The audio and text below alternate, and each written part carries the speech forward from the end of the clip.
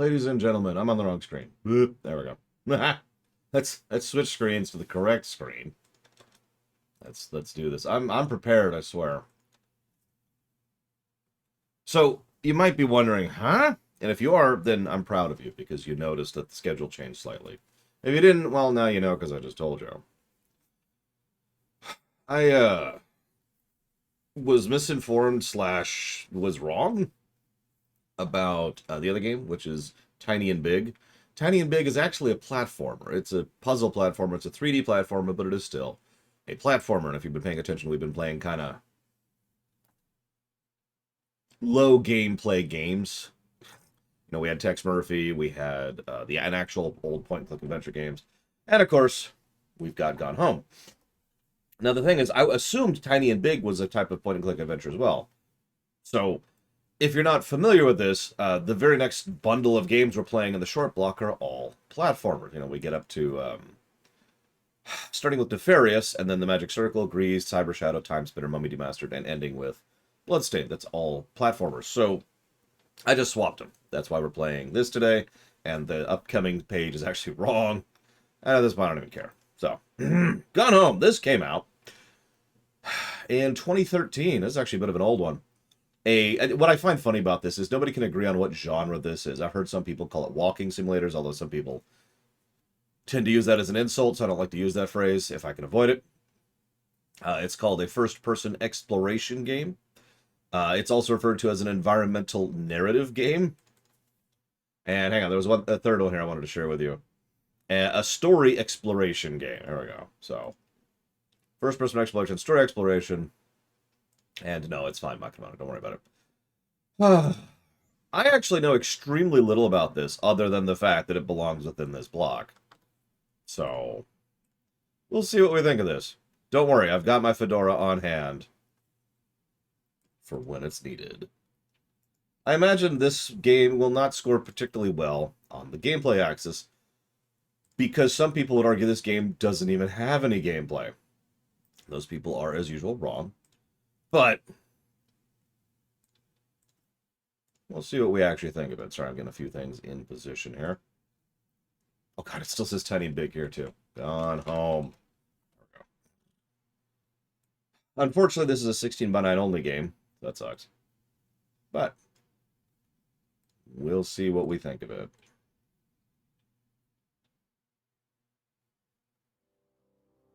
Did they play video game music again, Mike Romano? That'd be kind of cool. It probably didn't because it's not in Japan. Hold up. We have a slight issue. Unless we just do the whole game just like this. It's like the reverse thing. You can always make fun of Gone Home. Or not Gone Home. Sorry. Of Facebook. Don't make fun of Gone Home. No, we're just getting... It's fine, Nexus. It's fine. It's fine. Don't worry about it. God, I can't think of the name of the guy. I was going to make a reference. The guy you only ever see from the top of his head up over the fence, and it became a running gag.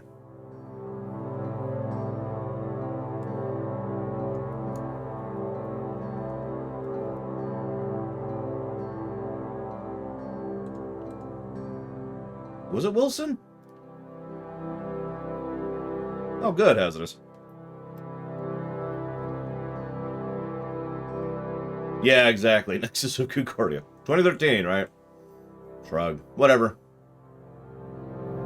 I just explained it, Don Crow. Don't worry about it. Use the arrow keys to walk and WAS to move. There's also a direct developer's commentary built in, which we actually have precedence on that, but I don't remember if we put that into gameplay or stories. I'm going to look that up really quick. But yes, as usual, I do like to say shoutouts and thank you to the people who fund these things, and in this case it really is a person. One person by themselves funded this game. Pilot Shaws, thank you very, very, very, very much for your support and everything. I have no idea if you're here or if you even see the VOD, but you're awesome. What type of game is this? This is an explorative story, walking sim, narrative driven, whatever. It kind of started this particular genre. And I was actually thinking in my head the ways that this could have gameplay last night. We'll see if it does. But I could think of how you could add, you can make gameplay even in a game like this. We'll see what we got. Oh, did I not? Could someone? Ah, there it is. Thank you, Doctor. Let me pull this up over here. Sorry. Gone home. There we go. I mean, it's a short game. There's actually a really good chance we will start a second game today. If I could find this freaking thing. Which game was it that we played semi-recently that had a built-in device? It was Portal. It was Portal, that's what it was. Where's Portal? Where did we put the developer commentary?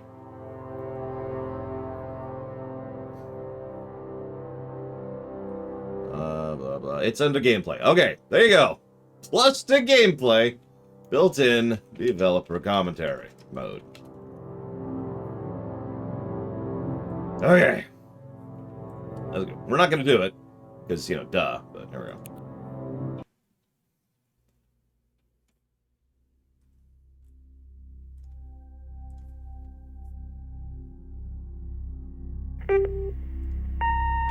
Hi, Mom. So I got my ticket home from Europe. I get back on June 6th, but it's a really late flight because that was the cheapest, so it gets in at midnight. But don't worry, I'll get a shuttle from the airport so you don't have to pick me up. Like, really seriously, you don't have to. Okay, so, love you. See you soon. Bye.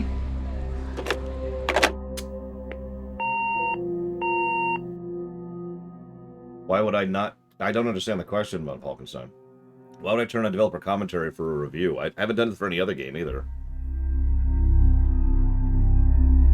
So, this game, I do actually know a couple of little tidbits about this game. This game started as a mod for Amnesia: The Dark Descent. Kind of a fan game sort of a thing. Which is why we've got that pseudo-positional audio thing going on like that. And why the game starts out incredibly horrifying, and may actually be horrifying. I actually don't know much about this game, believe it or not.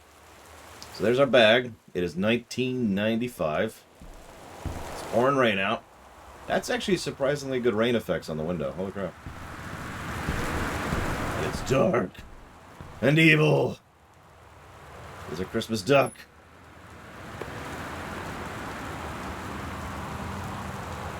Okay. Alright, let's use this. Okay, can I get some light in here? Oh, there we go. That's barely better. Holy crap. Oh, I'm dead. Oh, what do we got here? Katie, I'm sorry I can't be there to see you, but it is impossible. Please, please don't go digging around trying to find where I am. I don't want Mom and Dad to know. We'll see each other again someday. Don't be worried. I love you, Sam. Okay. Oh, for crying out. Okay. Alright, where'd you put the frickin' keys? Yeah, this is a little oversensitive. Oh, there's the key right there. Ooh. Oh, Jesus. Okay, can I turn that down? I can turn it down. Okay, that's like half that. Whoa, that's still a bit much, but whatever, we'll kind of... That's kind of horrifying, Makramana, but whatever. We'll go with it. There's our boarding pass from Amsterdam. Ooh. We have a map? Okay. Use key. Let's grab my bag. I don't want to leave this stuff out here. Well, apparently I do. Jesus! Okay, hang on. I mean, there's actually good reasons for it to be a thing in terms of engineering design, Trihexia. Including the very reason I'm enjoying it right now. AKA, it's a way to get out of the rain while you're dealing with the door. This is even true for... Jesus! Did that not turn it down at all? Look at that! Look at that! I don't think that is actually affecting the sensitivity at all. All the way down. Let's just crank it all the way. Oh, we have mouse smoothing and mouth acceleration. Okay, hang on, that might help. Hang on, let's turn that off. Oh, God, that's so much better. Okay, hang on, let's turn that back up. Oh, that's better. Okay, Jesus. All right. Yep, I've already failed to beat the... Okay, now it's... Oh, God. Oh, God. Oh, God. Okay, hang on. Sticky targeting off. Jesus. It's like... There we go, okay. But yeah, no, there's actually some... Like I said, there's some good engineering purposes for something like this. Even if you own the place, You know, you come in a thunderstorm, you get in out of the rain. Then you find, okay, let's do this. Get the keys, get everything open, get all settled. And yeah, it's true if it's snowing or if it's true it's hot. You know, this way you're out of the sun. You know, there's plenty of things with this. You have a flashlight? No, of course not. Yeah, I've actually... So I mentioned I'm not familiar with this game. I kind of am, because I know that one of the big arguments was, can this be called a game? Now, as I already mentioned, Giga Pudding is awesome. But, in addition to Giga Pudding's awesomeness, I could easily see how gameplay could be in a game like this. I don't even really need to make this point. All I have to say is Return of the Obra Dinn. Now I know what you're thinking, but Return of the Obra Dinn has puzzles. Yeah, eject that for just a second. As I was pointing out as we were going through that game, there is still design. There is still things that you could do to design the layout, the distribution of which items do what and where, what kind of camera angles are either enforced or encouraged based on usage of visual cues or lighting, or trying to use different colors in different areas to make certain things distinct, and blah, blah, blah, blah, blah. You get the idea, right? I'm just pointing all that out because I don't know if this game does any of that. But it would be easy. Well, easy. It would be possible for this game to do that.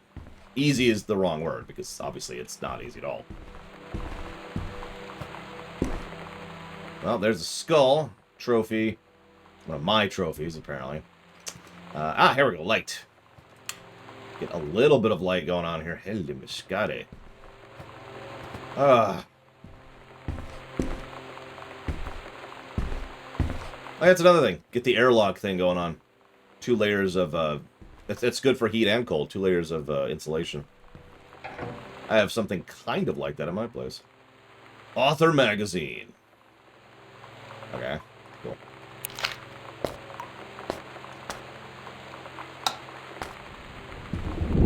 This place is really dark. Hello? Why is this place so dark? Seriously. Figure out... I believe you, Crazy Norse. Figure out your lighting situation. Oh, God. Just get some lights going on. Controlled burn schedule. Plumes of smoke will rise above northeastern region of Boone County or the next part of next week as part of a forestry run service controlled burn of overgrown sections of the Flintlock National Forest. Janice Greenbrier, a senior conservationalist. Sure. Okay, whatever. Pack of cards. Gotta have a pack of cards. Very important. Very important. Can I get more light? I'm still in the get more light phase of the game here. Hang on. There we go. There we go. Radioactive. Insert song title. Sam, stop leaving every damn house. Light in the house on. It's dark in here! Daniel called again. He wants his Nintendo game back. Which one? Thank you, Wraith. As always. Whatever Amnesia was made in, this is also made in Dream Whisper. I actually don't know the engine off the top of my head. Now we'll put that towards the Alan Wake block. Alright, what do we got here? To whom it may concern, I, Samantha Greenbrier, am 17 years old and therefore an independent, fully functional human being. Right. Because, you know, we're all just so capable and competent and aware of ourselves. Is this Unity? I mean, that doesn't actually surprise me. And when we're 17, right? I mean, that's just, we're at the top of our game. Primo of our lives, if every JRPG I've ever played is any indicative. Thank you again, Wraith. Always. And I will jot that down as well towards the Alan Wake block. Thank you. The fact that you still forbid me from going into the city on my own is frankly absurd. Compare with Katie, who is only 3... Come on, Gabe. There we go. 3 years older than me, and yet you allowed her to go all the way across and the ocean to another continent on her own. I just want to spend an evening in a normal, totally safe city on my own like a human being, and since you may also remember that I have my own car now, you can't really stop me. Warmest regards, your daughter, Samantha. Oh, well, whatever. Lights. All the lights. I'm not even going to do anything yet. I'm just going to look at all the lights. Hang on. Okay.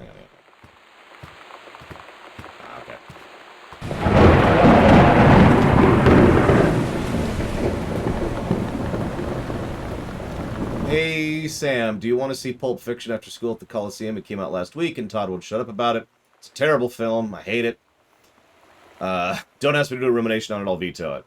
So either it's so good or we can make fun of him for liking it. My mom is supposed to cook dinner for us tonight for a change, but I can't just ditch out on it probably. What time? Also, isn't that movie supposed to be really violent? Am I going to barf? Yeah, it's apparently going to be a burger that barfs, which is really gross. Oh, I know, a lot of people love Pulp Fiction, and I can understand why. It's definitely a coffee situation. I just, no thank you. According to Todd, I don't like coffee either. According to Todd, it's pretty hardcore. I guess Uma Thurman gets stabbed in the heart with a heroin needle, so that's kind of hilarious. I wouldn't call that scene hilarious. Also, something about cheeseburgers. It's really important. Todd says he wants to see it again. 7:15, okay? Don't barf. Alright, well.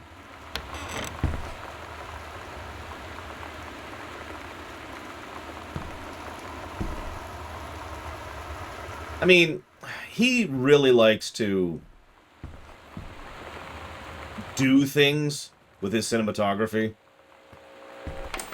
And I'm just generally not a fan of that. Like, I think we've talked about this concept before. He has a strong tendency to just kind of do whatever the hell he wants to with regards to his camera and his lighting and his structure and his directing. And yeah, I do consider it to be technically bad. But the content also is admittedly something I don't care for. That's why I give it the coffee label. Light. Gotta keep all the lights on. Is this Steggy? Sally? Oh, whatever. This is actually adorable. Like, this is actually adorable. Look at this thing. This is so cute. I need to find something like this and buy it for my niece. I think she'd like that. In fact, I'm going to look that up right now to remind myself for later. Big us plushie. I'm not going to look now. It's just... that's something I need to look into. Okay. She's really into dinosaurs right now. One of the things she got for Christmas was a... you remember how they had the old riding horses? It's actually just a stick with a horse head at the end. Well, that's a good point. The only problem is Who Girl lives across the pond from me, so that's, no problem. So she got one which is... oh my god, blood! Which is... I'm sorry, hold up. Did someone cut themselves while shaving?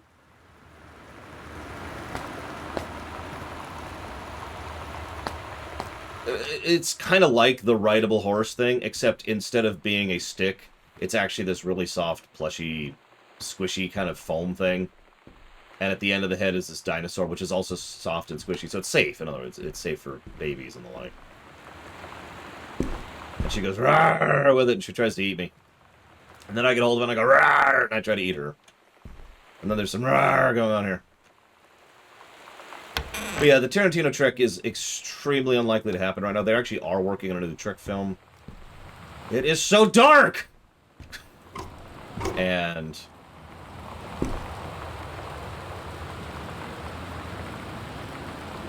I like the hat. Oh, cool. They actually have the outfit. They have the hat! Oh my god, they have the hat. It's right there. It's hard to see, I'm sure, but it's right there.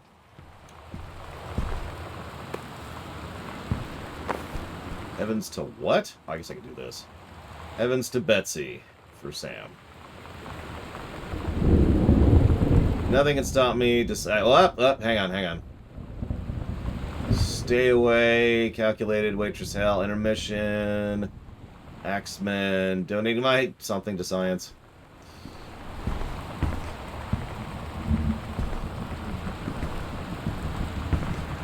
But whoever said it in chat is correct. I don't like Tarantino in general.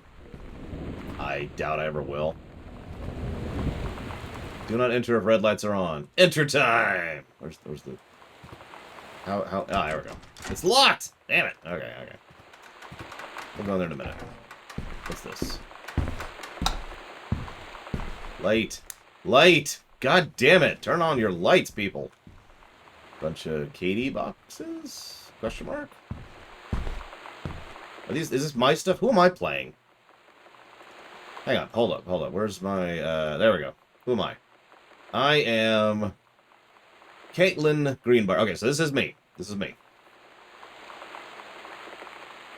So this is all my stuff that's all packed up here. Mom! You renting out my room? Hey, Sam, you were asking what my IROTC ribbons meant. Here's the handy guide. There's orienteering, which means the Army thinks I can find my way around. This is the rifle team, which is give me a certified killing machine. That's not what that means. And adventure training. I'm a burn adventurous, and no borders can hold me. The Army recognizes this. So before you didn't think I was cool, now you do. From Lonnie D. Sighting journal. Tall shadow in the upstairs hall. Went around to the corner. I was there. Ooh. Scary. Ooh. Ghost milk. Ooh. Sorry. A faint voice coming from the bottom of the stairs. I said, hello. Did not investigate. Probably just the furnace. Poured milk from carton and fridge. It was spoiled. Pretty sure I read that spirits can sour milk. Milk was just bought yesterday. Lonnie says she feels a presence in the TV room. I suddenly begin to feel cold. We build a protective pillow fort. Lonnie and I employ a Ouija board. It's a medium. For some reason it says, you should go get booze.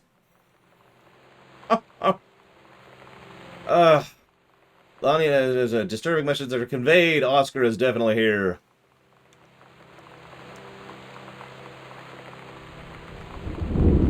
Enlisted Lonnie to stay up all night and help patrol premises.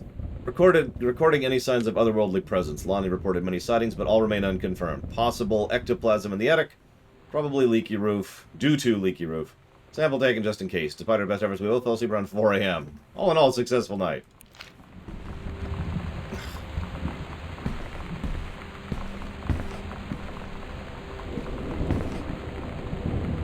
Katie, Mom and Dad were going to make up the guest room for you to stay in over the summer, but you came home on such short notice they weren't around to do it. You can use my room if you want. I won't be needing it anymore. Oh, Jesus Christ. Did she run away from home? And or get possessed by a ghost to make her run away from home? Mom and Dad, clean up your place. Look at this. I can't even put some of these back in. Aw, Mitten.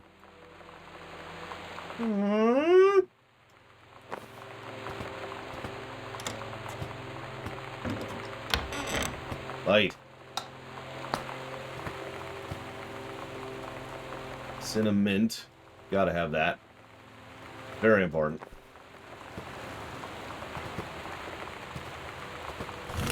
Yeah, she ran away from home because it's always so dark, Mom. I mean, she did mention to turn off the lights. Ugh. After the honeymoon. We're just rediscovering your spouse. Personally, spiritually, and sexually. It may seem inevitable that the spark you and your spouse shared on honeymoon should fade over time, but it doesn't have to be. Reverend Alexander Michaels will show you how to rekindle the fire you once had. Part 1, communication. Part 2, connect to a higher power. Part 3, sex.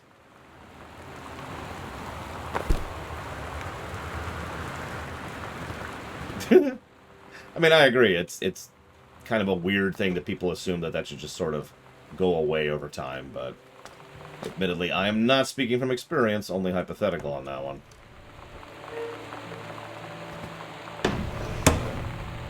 It's fine, Krensler. It's fine.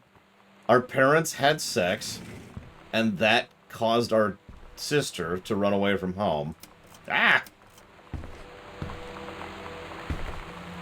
To avoid the ghost that was awoken by the parent sex. We all know if parents have sex, it actually unleashes Cthulhu. Watercolor techniques. Oh, cool.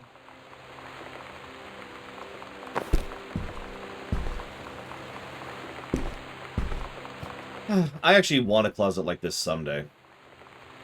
I've had a closet like this once in my life, and it was awesome. I really enjoy having a walk-in closet. Let's get some light here. Aww. Aha! Nexus of Concordia. Whoops, no, put it down gently. There you go. Light. Light. Postcard. Is this from me? It is! Dear Mom and Dad and Sam, I am in the Channel? This is my second passage through the Channel. What the hell's the Channel? I'm on my way back from London, this time going to Brussels, Belgium. Sorry I didn't write you on the way to London, but I was too excited about the Channel. What's the Channel? London was great, Dad. I know you always wanted to visit, and I think you should. You'd love it. If y'all wanted to come back here as family sometime, I guess I could be convinced. Oh, that's... Is it actually called the Channel, or is she just being a Dorcas?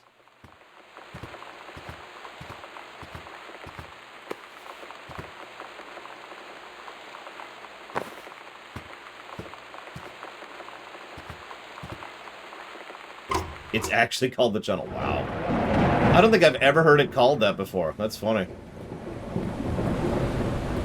Butch Cassidy and the Sundance Kid, also The Fugitive, All the President's Men.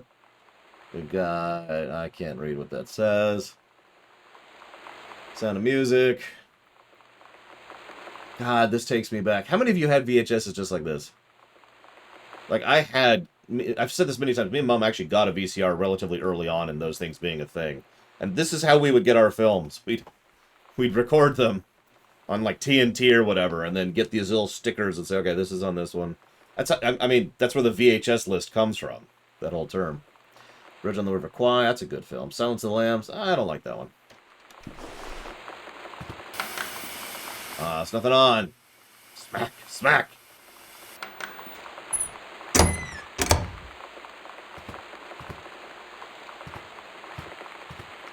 I think technically my mother still has some of the VHSs from the VHS list we used to have. Because there's so little light in this house.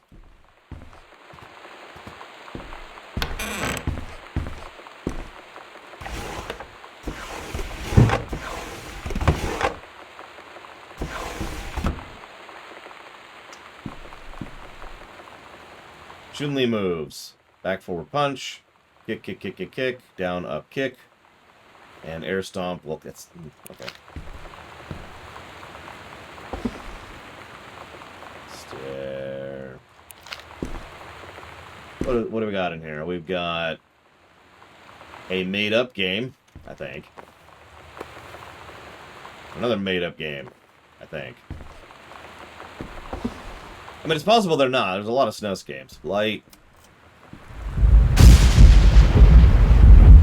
Sam had this in, like, 4th grade. Whoa, what's that?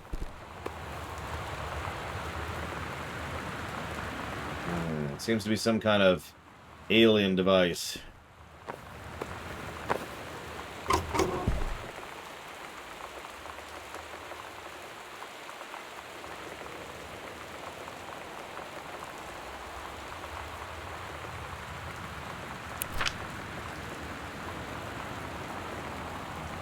This is terribly formatted. You got it, Pryka. Give me 1 second. I'll jot that down.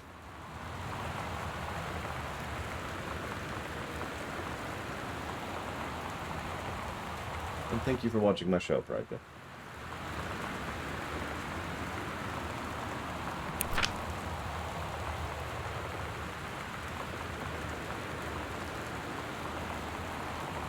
Alright, I'll read this out loud, whatever. Captain Allegra, still in her flowing skirt and sturdy jerkin, descended this is the outfit we saw earlier, descended this single shining thread into the lower cavern of the labyrinth. She and her first mate, on their own now, God, this is so badly formatted, I mean, it's fanfiction, right? That's how that works. On their own now, grew closer to their goal, the throne room of the dead immortal king of the island. The first mate slid down the line onto the stone floor. She swept chalky bone dust from the front of her canvas trousers and looked up at Allegra. The silken thread, nigh unbreakable thanks to the enchanted moths that inhabit the island, trailed behind, leading their way back to the entrance. It really is Fun Falkenstein. From further into the labyrinth, the moaning began to echo. The moaning grew louder and clearer.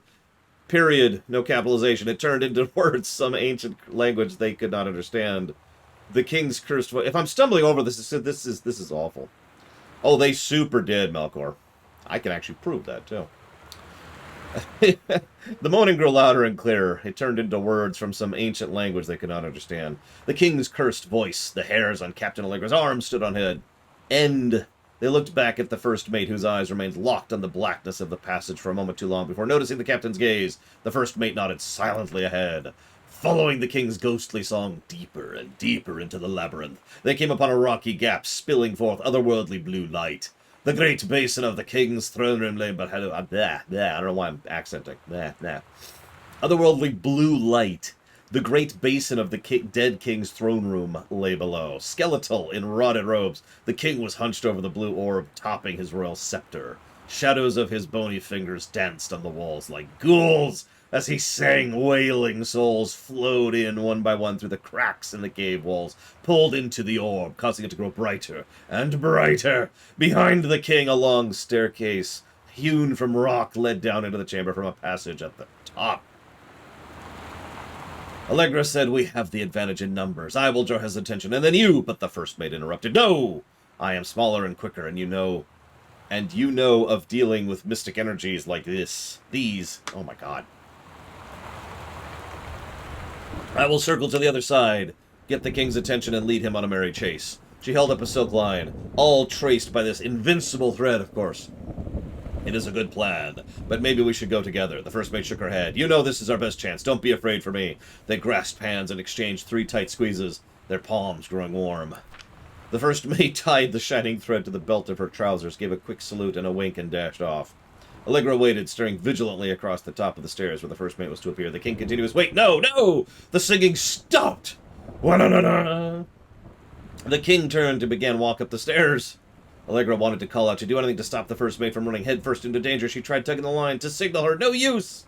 The king was nearly at the top of the stairs when the first mate burst through the passageway. She skidded to a stop. Even from across the yawning basin, Allegra could see the first mate's eyes grow wide. She turned and ran, summoning his undead power. The king left the ground, levitating. That's an undead power? Gliding behind her with distressing speed. From some dank passageway, much too far away, Allegra heard the first mate scream. She was already running towards the sound. The line in Allegra's hand but taut, then shuddered. It fell slack to the stone floor. As Allegra ran, she was gathering line. Twisting it around her arm, she came to its end, the unbreakable thread dangling limply, its end shredded and frayed in her hand. She tossed to the ground and ran. Ran.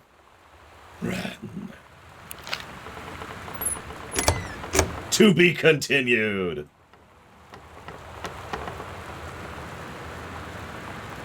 That looks like a really boring board game. Boop. Leaving the light on.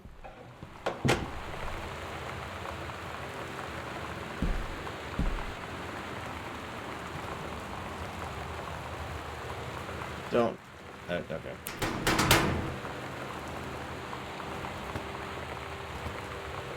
Oh, no kidding, Melkor. Like, I mock and make fun, but it's in good fun. I've actually read a lot of stories like that. I think I've mentioned several times that people who write stories like that have come to me for a while, since I was in high school, saying, "Hey, can you help me clean this up?" I've been told even as recently as last year that I'm actually a better editor than I am a writer. I'm not sure what to make of that, but you know what, whatever.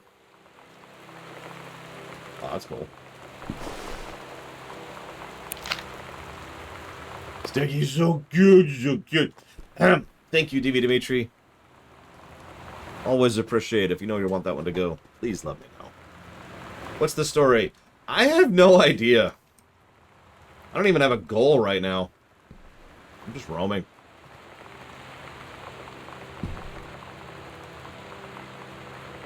Goodfellow High School disciplinary referral for Yolanda DeSoto?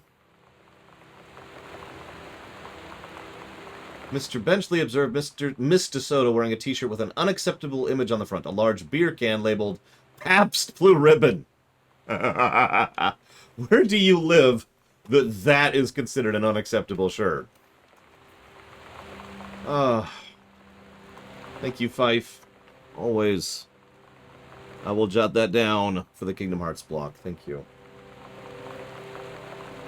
Mr. Soda was given the option to turn her shirt inside out, change shirt from her gym locker, or be suspended with the day. She chose suspension. Her father was called, but there was no answer or no answering machine. Mr. Soda must return to form tomorrow, signed by her father. Also, does anybody actually like Pabst? Because I don't think they do. I think people are just into Pabst because it's cheap. I don't know. I could be wrong about this.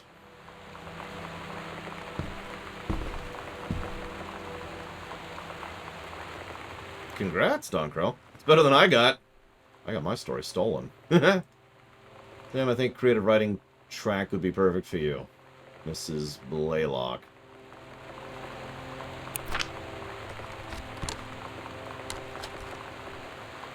Three students from each track will be offered full scholarship for the first year at Reed. That's actually pretty good. I mean, I'm not one to talk because I don't like alcohol in general, so when I talk about Pabst, I'm talking about from what other people have told me, not from what I myself know. Now, does that work in both directions, Plutonia? That might explain a few things.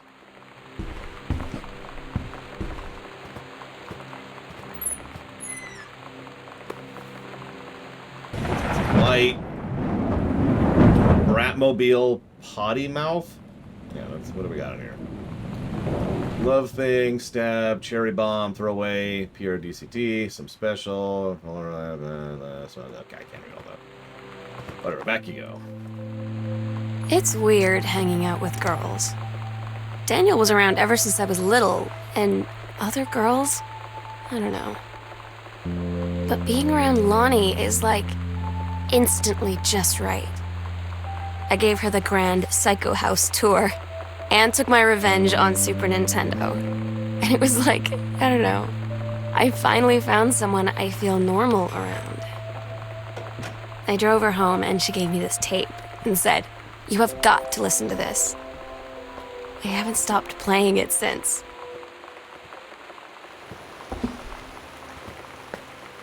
Cool. It is important to find friends like that. One of the earliest things I would do is a pattern.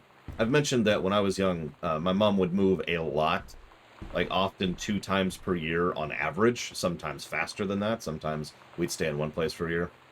So one of the normal things was, whenever you get to a new area, get to a new school, identify the person you can just hang with, right? Now, you know me, I'm a massive extrovert, but that's valid advice in general, because you need to find the person who's not going to be a dick, right? And they're not going to be just judgmental on you because of some stupid arbitrary thing. And maybe they share interest and maybe they don't, but it's the one person or 2 people or 5 people, whatever, they're cool, right? You know what I'm talking about.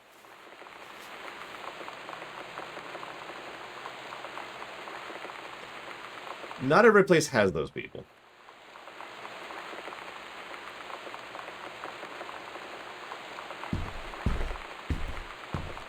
I've done it so much at this point, Von Falkenstein. A friend of mine calls me a gypsy.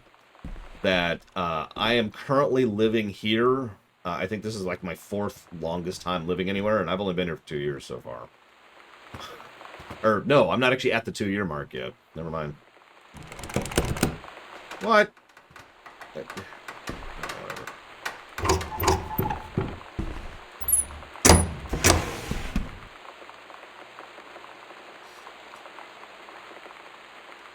Dear Jan, it's so good to hear from you again. All this new house business sounds like quite the adventure. Remember the little dorm room we shared freshman year when we were miserable fantasizing about our own dream homes? I always said I wanted a mansion. You said you just wanted a house in the woods. Well, look who got both. Somebody up there likes you. I could use some of that magic. Send me the lotto numbers. I'll play them, seriously. But I shouldn't be explaining this about this good old split loved we've had since Bob got transferred to Winnipeg. We just got new vinyl siding. Jealous yet? Vinyl, excuse me.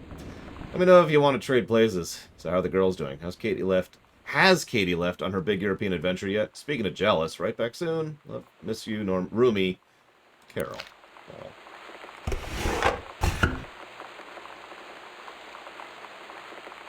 No, I believe you, Von Falkenstein. For those of you who haven't heard this story, Mum was a nurse. No, she wasn't. She was a pharmacist. My aunt was a nurse. Wake up, Laura. My mom was a pharmacist, and that was during the 80s and 90s. And if you don't know what that means, well, there was this massive lack of pharmacists and nurses during the 80s and 90s here in the state. Some of you remember it did this in terms of availability. So she would go wherever the jobs were, and people would try to poach her, and yada, yada, yada, yada. That's why we moved so much. Another Bible. It doesn't even say which version it is. Regional track and fields final, 1990. Girls 100-meter race, first place. 1991, long jump. Nice. Made in Mexico. Oop.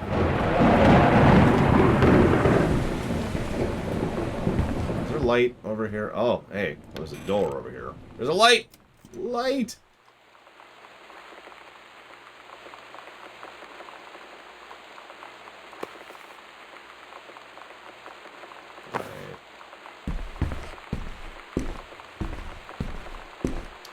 I have no idea, DV Dimitri. Like, I'm actually getting to the point where I might pull up a walkthrough. I'm not there yet. Not there yet. Just, huh?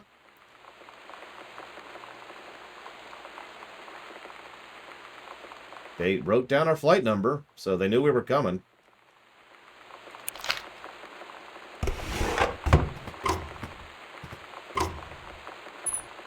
Yeah, over here, King James is pretty much the common type.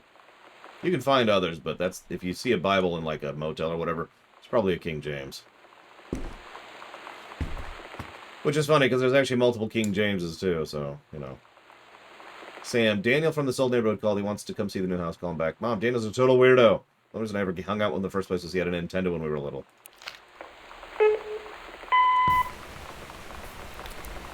Sam.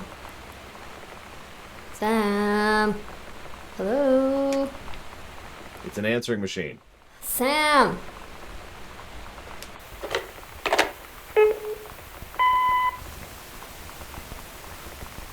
Sam, where are you? Really? I need to talk to you. Please be there.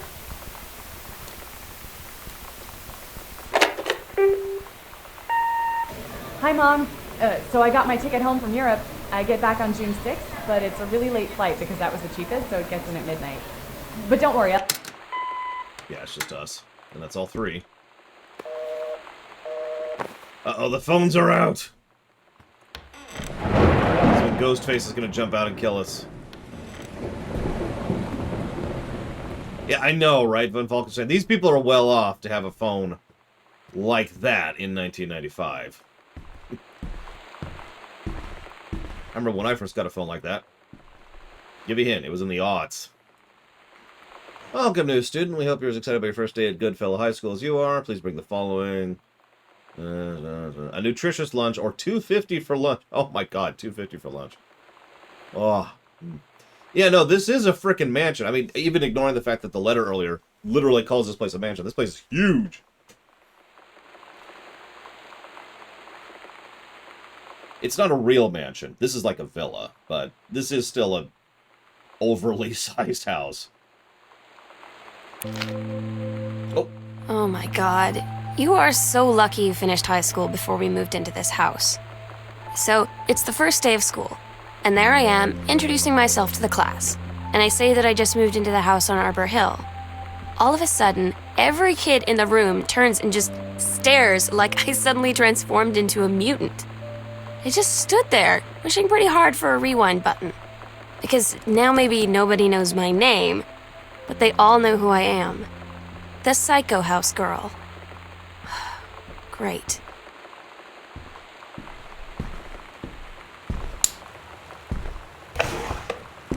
Listen, I gotta let you know something, Sam. Kids are just the worst. So just kill them all.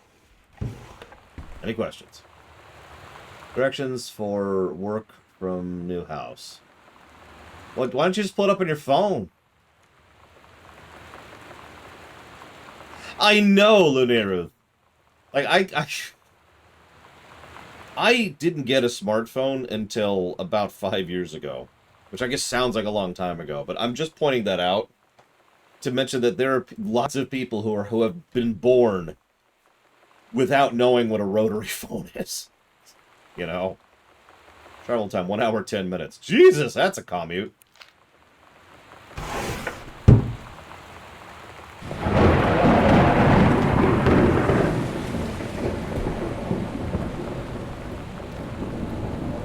Aw.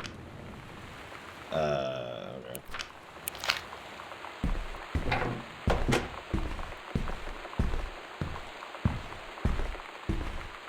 Whoa! Oh, God, that's disorienting. We're never hitting that button again.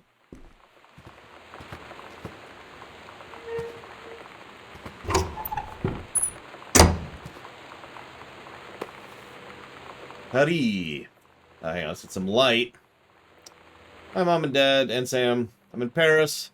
Done many Parisian things, including eating Le Petit Devner. I can't do French. And wearing a beret.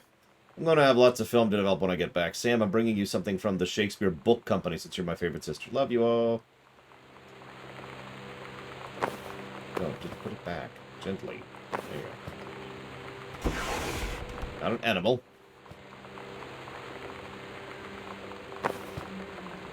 Obituary for Oscar Doc Mason.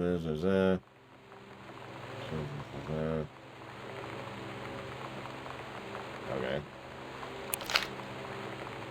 They have way too many packs of cards in this house. I'm starting to get weirded out by it. But then again, they have a Ouija board, so probably have a lot of crap. Light. Light. Light. More light? That's not a light. Or is it a light? Oh, that's a fan. Light? Oh, wait, that might be a light. That's not a light. Light? Ah, light! God.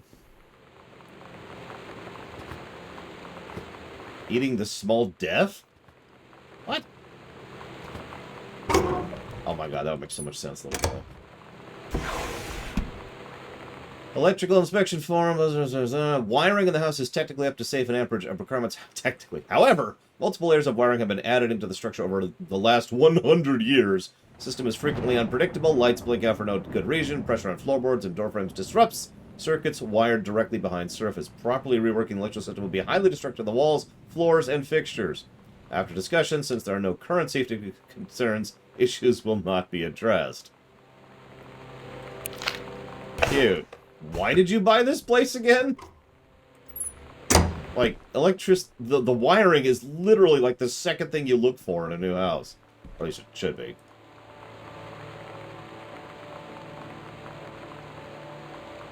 Uh-huh. Oh, sorry, that's actually 3 pages.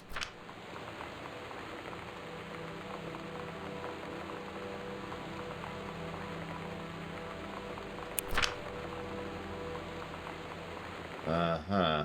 This is worse than his kids' writing. Or it is his kids' writing. Hey, Elizar. John Russell opened his eyes and saw them. The stars! Twinkling as if he were lying on the grass in his family's yard in Massachusetts, even though that place was a million miles away. No, he blinked the sleep from his eyes, looking through the carbon-reinforced safety glass of the space station Archimedes. Yes, he was a long way from home, but the future needed him. Yep, wiring, insulation, foundation.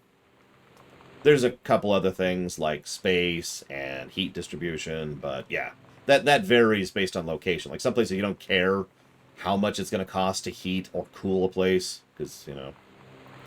John Russell's head swam. He felt incredibly drunk, despite not having touched a drop in hours. He vomited onto his feet, his bare feet. He stared for a moment, processing his sick, flecked toenails, scanning up his bare shins, bare knees. He was completely naked.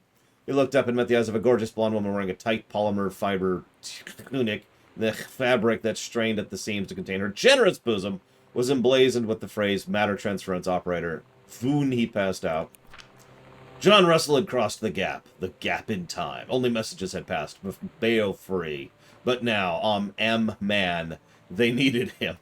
Now more than ever, changing the past was no longer good enough. The instructions from Form the Council had been clear. What to procure, what to construct from it, how to assimine it, So he made the machine how to transport him bodily across time, and now he stood there on the bridge of the starship Archimedes, command of the vessel, because only he who would save the Predesnet's life twice before, or E, could helm the Naive crew to their destiny, the fate of the galaxy. You suck! Okay, literally your daughter writes better than you. What if JFK wasn't JFK?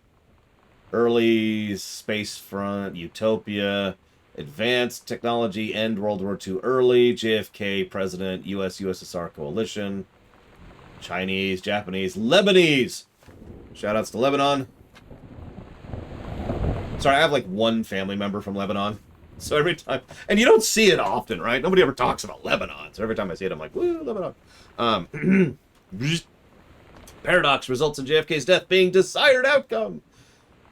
Record JFK off of HBO. Magic bullet theory. Wrong gunman. Why not disrupt motorcare minutes before who can fire? Intercept LHO and LHO killed in the Marines. No. You can do better. Not gonna argue that.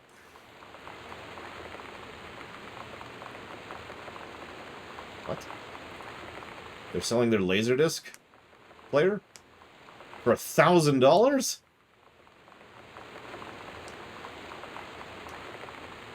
Right, okay, whatever. Oh! Oh. Oh. I have no idea, Elizar. How would I know that? I don't even know what this game's about. See that premiere? Premiere means I've never played the game before. I got none. Also, who cares if it's popular on Tumblr? Tumblr's just a Q&A button.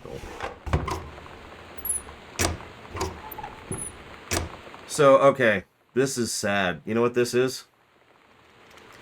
This is his job.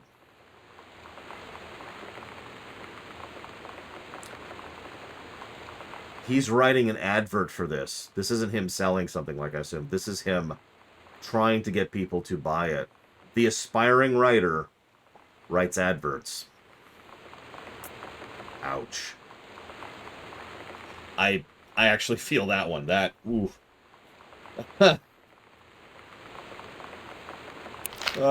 You still suck, but I'm just saying. I feel for you, buddy. We all suck at something. Except for Miss Stu. She's pretty good at everything.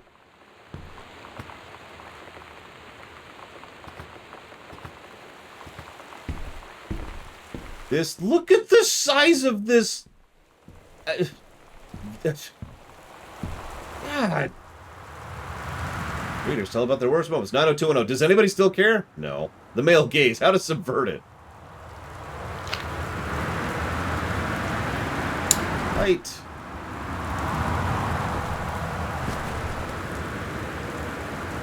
The accidental. The occasional. The year and the accidental prophet. The accident. Oh, I know that feeling. Coming up with titles sucks sometimes. Yeah, you could literally play a sports game. Of multiple sports games in this freaking reader's room. Okay. Oh.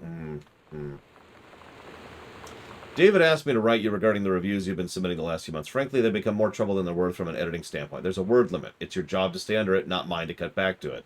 Even when it's becoming harder and harder to weed out the tangents and non sequiturs from the usable copy without the heavy rewrites, the readers of the home theater aficionado want to hear about the quality and value of hardware, not ruminations on your childhood. If it were up to me, I wouldn't be writing this letter. I'd be cutting you loose. There's tons of guys half your age who would actually take half your rate to write the stuff I could actually use. But David's known you for a long time, and he's the boss, so I'm giving you one more shot on his say-so. You should write him a nice note thanking him for his patience and generosity. Look through your old stuff. Start submitting reviews like that again. Everyone will be happy. So, we're a struggling, by the way, 0451, we're a struggling writer of reviews. Ouch. Okay, I'm starting to feel for this guy a little bit more here. How did he buy this place? Like, huh?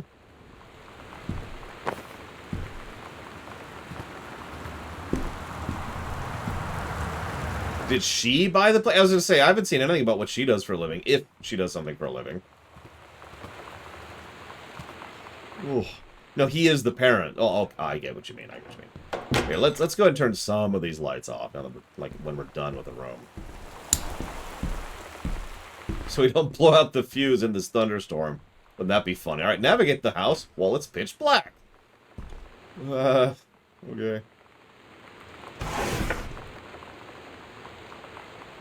Okay, that's... I already read that. Down here. Off. Off. Yeah, sorry, Dad. Turn everything off here.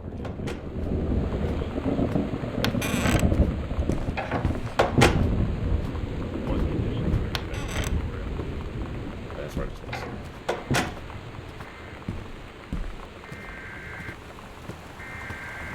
Severe weather warning. Yeah. Where is everybody? Good lord. Turn on the light. Oh god, jump scare.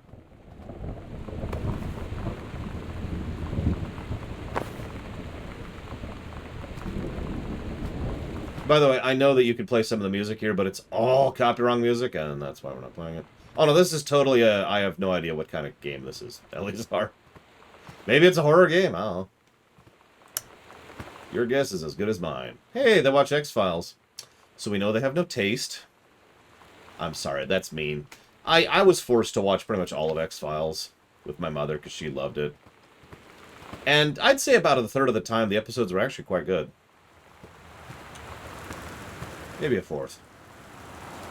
Right here enclosed you'll find the new unit with remote cables. We need a half-page review for the October issue so that it gives you about 2 weeks to get us a copy for the edit. Standard stuff. Combat players. Looking forward to your take. Enjoy the unit. Dave.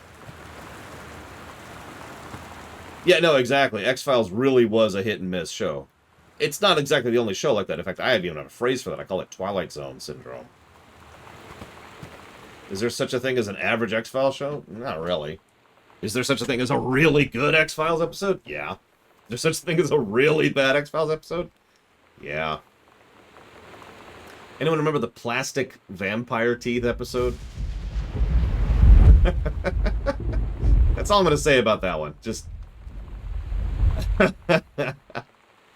yeah. Hey, the Andromeda Strain. God, I haven't watched that in forever. Well, I actually just described it, Eleazar. Now, were you paying attention? Moonraker. Airplane. What else we got here? Beetlejuice, RoboCop, which I've done a rumination on. Blade Runner, which I've also done a rumination on.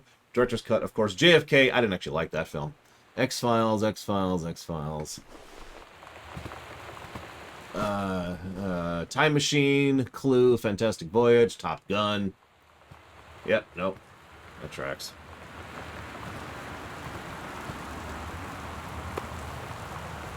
Sam thought this might help. Making friends when you are feeling lonely. Aww.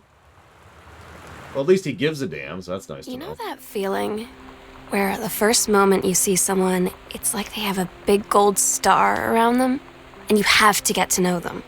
No. Well, there's this girl. I think she's a senior. She's usually dressed kind of punk, but sometimes I see her in this, like, army uniform, and she's always drawing in this notebook, looking so intense. I had no idea how I would ever, like, have an excuse to talk to her. Till I noticed she and her friends hang out and play Street Fighter at the 7-Eleven every day after school. Which version? What? I used to at the arcades all the time. I've said that before. The last time I was good at fighting games was back then. What do we got here? I can't read that. Got the something... there's Dark Crystal. And 2001 Space Odyssey. There we go. I know, right, Plutonia? No wonder they have all the recorded movies instead of, you know, using the artwork.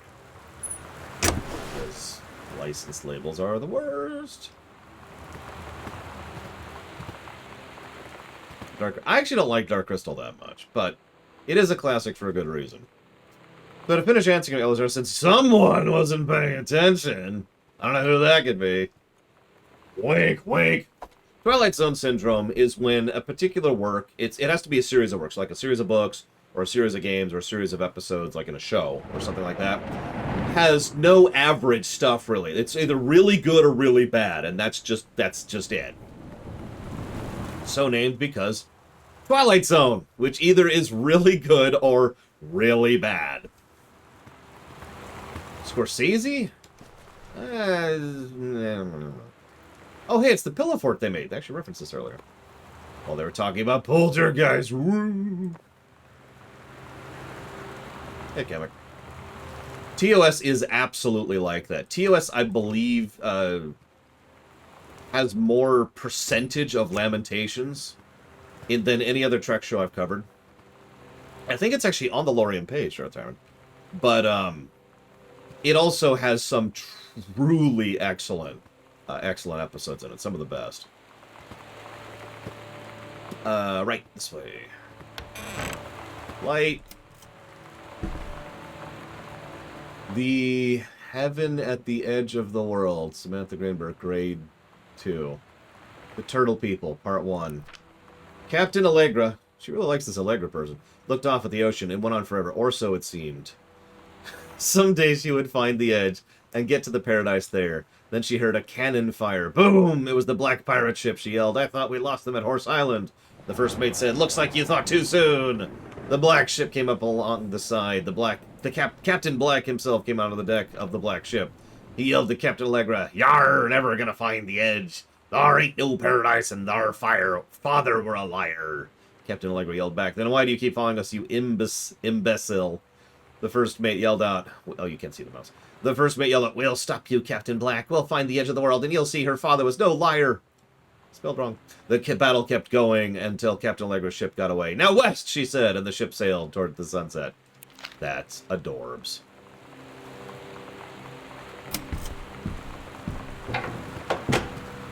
I mean, I believe you, Darth Tyrant. I'm not sure why it wouldn't be. Twilight Zone Syndrome or Twilight Zone Effect is something I referred to since before I started doing the show. Like, that's one of the old Loriums.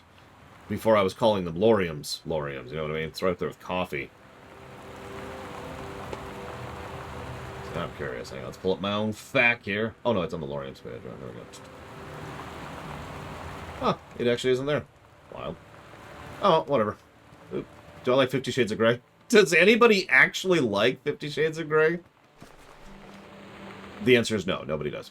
Terry, hey man, how you been? I know you're a published author and everything now, but my editor at HIF Aficionado has too much review work to go around, and he's looking for another freelancer. Naturally, I thought of you. You were saying in your last letter how much of a pain it's been trying to find a publisher for your latest work of literature, and writing stereo reviews is dead simple. Sit at home with a glass of scotch, listen to some records, write how it sounds, and get paid. I've included some issues of the mag you're going to use in examples. If you're interested, send the samples to my editor. Tell him your old college chum Mike sent you. Here's the appraiser, David Werning, yada yada, do it, Mike. So he successfully published a book, then he had to go get a job. Yep. That is exactly how that works.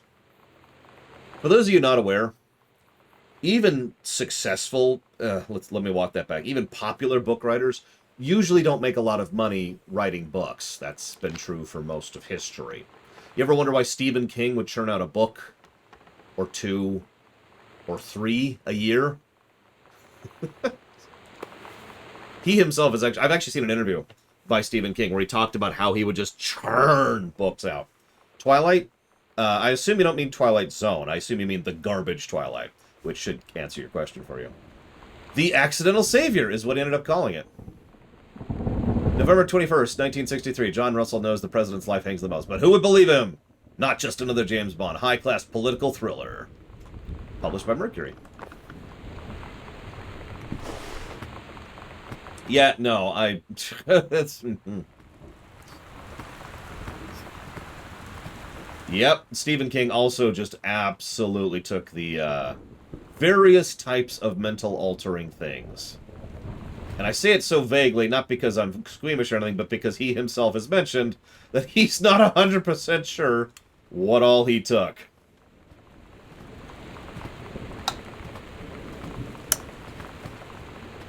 So we're getting a bit of a picture for what's going on with Dad here. Close the door. Can I not? Oh my god, hang on. Where's the door? Is there no door? There's no door. The door over on this side? There's no door! J.K. Rowling made a lot of money because A, she was a smash hit, and B, licensing. She has made so much more money out of making things related to Harry Potter, or people paying her to make games, or, you know, clothes, or candy, or whatever else based on Harry Potter, than the book sales themselves. Granted, she has had decent book sales, but J.K. Rowling is like saying, well, I mean, Jeff Bezos is rich and he's bald. It's true, but there's no actual correlation there. That's kind of an exception. National Forestry Manual. That's strange. A lot of coupons for some grocery store. I actually don't know how much money J.R. Martin has made. I like to use Stephen King as an example because he's considered one of the most prolific authors of the last century, and even he was barely making ends meet for quite a while.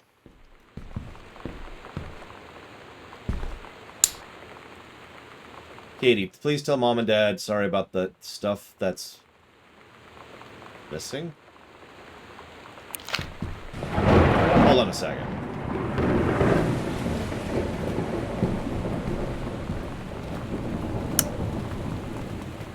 Hold on.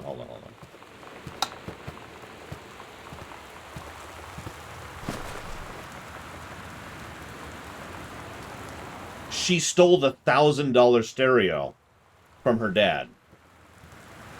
The $1,000 stereo that he got a copy of to do a review for the review job that he's barely making ends meet with.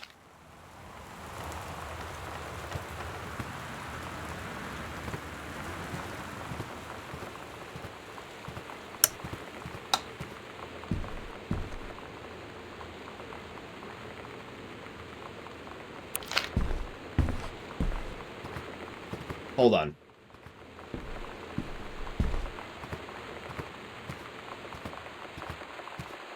Yeah, if you want to be an artist, you either have to be extraordinarily lucky. We're literally talking lottery winning level of odds, or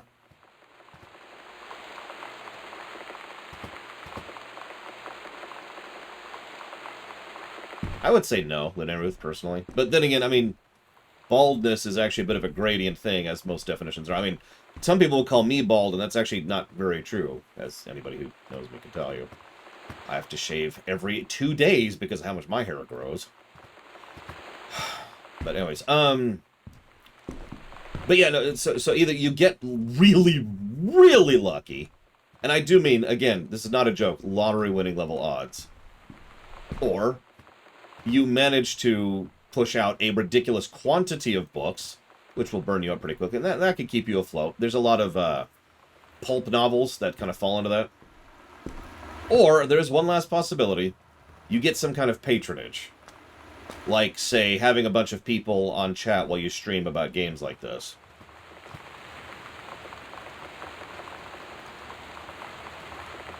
That's what I thought. And yeah, country obviously matters. So everything I'm saying applies mostly in the States, I should mention. And England, where it applies pretty much equally. Yep! She stole the SNES, she stole the $1,000 player, and she stole the VCR. Why didn't she steal the TV, you might say? So, you didn't hear this from me, but when it comes to robbery, there's a basically a volume and weight to price ratio, right? So, I've never played it, Elizar. So, like a VCR, that's super easy to carry. That's super relatively, you know, you just... And this is 1995. VCRs were actually still pretty valuable back then, for, as I mentioned. Big old TV like that, that's maybe $70. And it's big, it's heavy, it's fragile.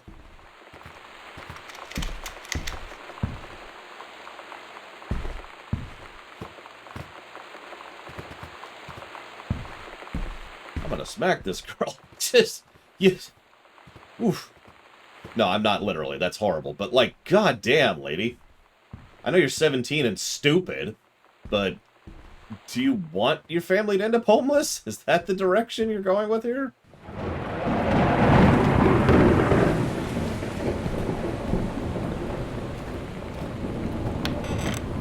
And yeah, actually, I was going to say, anybody who's played Skyrim or, well, any game like that probably knows about the weight to value ratio.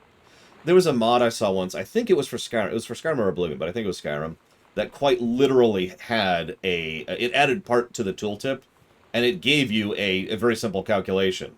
Value divided by weight or something like that. Okay, maybe she didn't steal it. Oh no, this is her vinyl, never mind. That's her vinyl.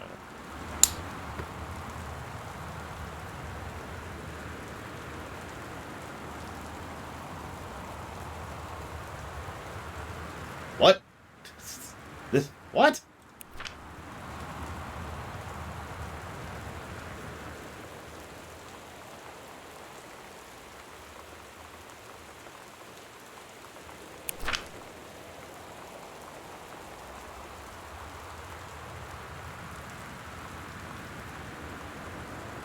I don't know. I've never looked into it, Eleazar. As I just mentioned. Any game has to follow the feasibility tests. Okay, so hold on. This is an assignment. There are 2 stories. The events are all out of order. Get a sheet on line paper, write Reproductive System Worksheet 6. At the top, choose one of the 2 stories and rewrite it. Begin with the title and your name. Find a topic, sentence to begin a paragraph. Put the sentences in chronological order. Make sure the last sentence is a good concluding statement. Okay.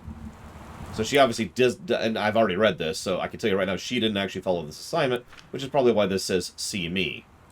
But I'll go ahead and read out loud what she said here. The early morning of September 1st, 1939, Essa Glotz stares out the window of the train as it travels from Vienna back to her home village of Weiland in Poland. As the train rumbles along, the sun rises over the countryside. She can only think of her dear Borislav, the boy she is engaged to wed. Meanwhile, deep within her guts, an ovum starts to develop. Essa's train approaches its destination. Her heart races. The lining of the uterus is getting thick and soft. Dude, I don't freaking know, Igot. What do you want from me? Also, that looks like a Borislav to me, so what the hell do I know? Oh, you mean Violin. I don't know how to pronounce that at all. Whale loon? As Essa steps off the train, her eyes dart quickly across the gathered crowd. There, her dear Boris. Still in the baker's smock, he must have dropped, blank, his early morning duties at his father's shop to come meet her. Her heart skips a beat. The ovary releases the ovum. It travels to the fallopian tube. Over the wheezing of the steam engines, a deep hum grows. It's coming from the sky. Dark shadows pass over the station, a whistling sound. Essa, her thoughts only a second faster than the bombs, reaches towards her dear Boris across the crowd. Their eyes lock the moment. Freezes the flash and smoke envelops him almost instantly. In the assault by the German forces, almost 75% of the people in her hometown are killed. The rest, including Essa and for a time Borislav, huddle in half-destroyed church. He is blind, his legs are missing, bandaged with torn bed sheets. Essa's egg will not be meeting a sperm. It dissolves. About 2 weeks later, Boris loses his grip on life. Essa has given up on her rations to keep Boris alive, but in the end, nothing can save him. Since the lining of the uterus is not needed for pregnancy, it comes out through the vagina. Essa vows to survive. She sets off to join the Polish resistance as a daring spy and saboteur. Another ovum starts to develop, and one of the ovaries in process begins again. It is incredible how the female body knows how to prepare for pregnancy. What's wrong with that? Okay. I'm going to go ahead and admit something. I used to do this all the time. No, I'm dead serious. I would be given an assignment that is just like this, which is basically, write these 3 boring sentences. I'd say, okay, no problem. And then I would write this ridiculous story of it's usually connected to the extant, about it, and include those 3 sentences in it. And I did that all the time.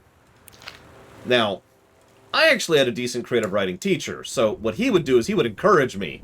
He would challenge me. He would give me stuff that he thought I couldn't turn into an actual story.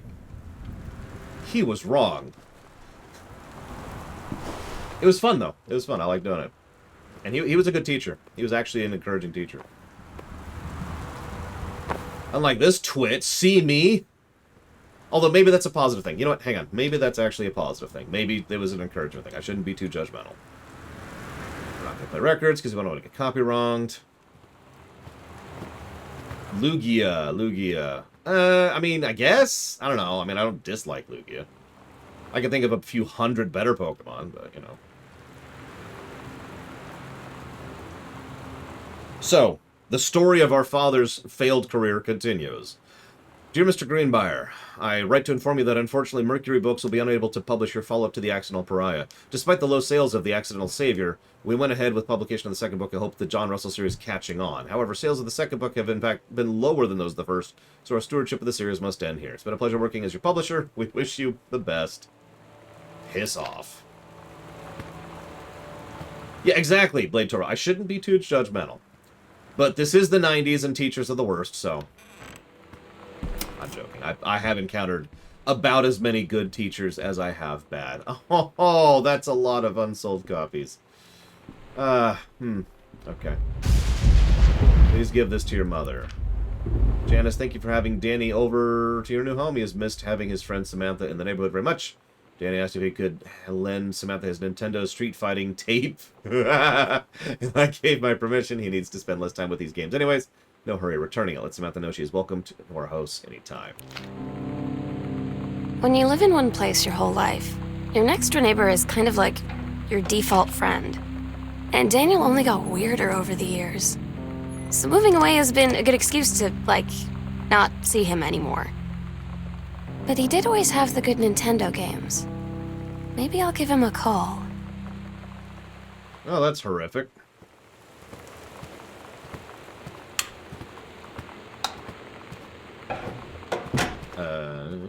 This way? I think. Did I already go in here? It's locked. Damn it. Why is everything locked in this stupid house? Katie, please, whatever you found, don't tell Mom and Dad. The attic. Oh, well, okay. Now I gotta get up to the attic.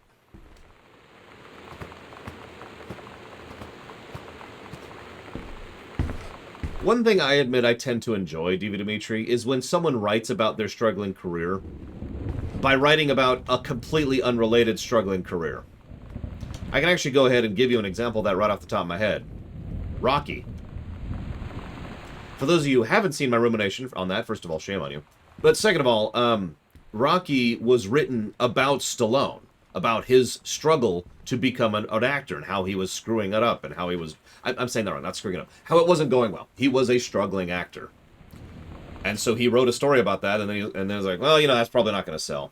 So, replace acting with boxing, and credit to Stallone, rather than just copy-pasting it, he actually looked into what it would take to be a boxer, and the kind of people you'd hang with, the kind of jobs you'd take on the side, and exactly how boxing... He actually did his research, in other words. He actually did some work on it. So, credit where credit is due. I think I mentioned this during the rumination. I was surprised by how good of a film Rocky was when I went back through it.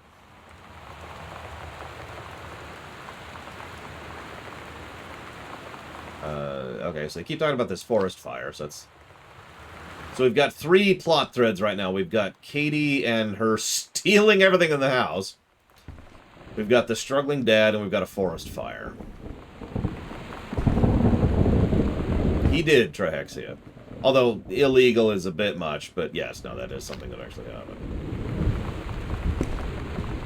Rocky 7. Yeah, no kidding, voice of authority. And Stallone... I know this is actually a more common view nowadays, but for years I used to say that Stallone was a good actor. And people would make fun of me for saying that. It's like, have you seen him? Have you seen him act? Favorite legendary Pokemon would probably be Mew. Wait, I'm Katie? Samantha. Sorry, Samantha's the other one. Sorry. Mew is just too cute. After that, probably Mewtwo. After Mewtwo, I don't know. I'm usually not a legendary person. Folks.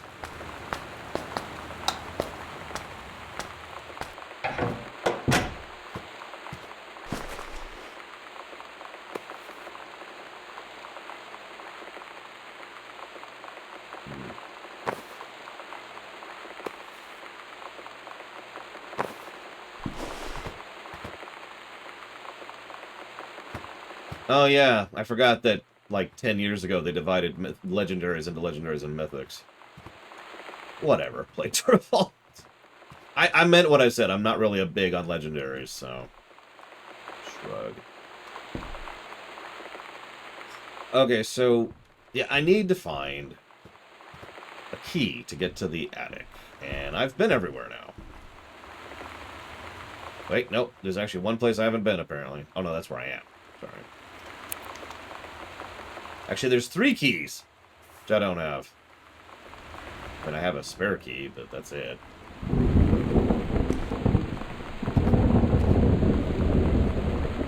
Listen, Ickit. I need to see where I'm going, okay? This game's too dark. Keys. Okay. No, I don't know the combination. I have no info by which to divulge this combination. So,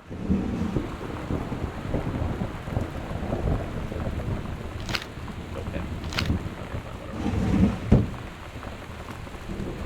Unless it's 0451, in which case that's funny.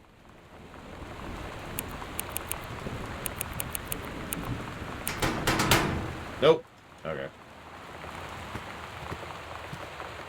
I have no idea who made this game. Who made this game? Gone Home.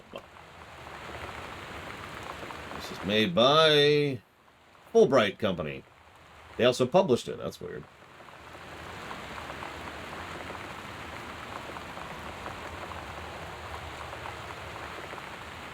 Right. That company. They also made Open Roads. And, are making Open Roads? My bad. They made Tacoma. I have no idea what that is. Never even heard of that.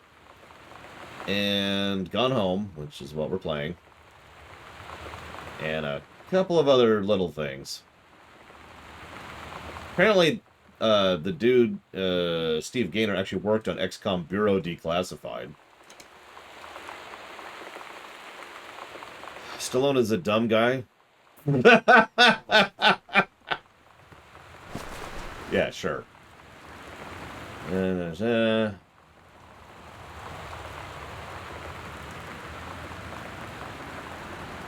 So, Mr. Fletcher in shop with metal working engraving. C-, not a challenging assignment.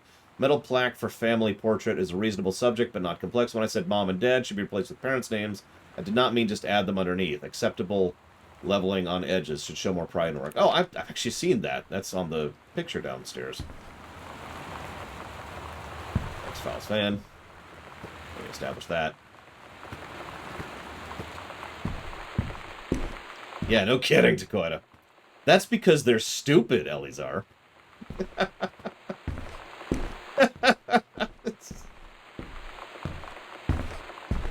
Yeah, it's this one right here. Okay. Sam, Katie, mom, and dad. And then Terry. Okay.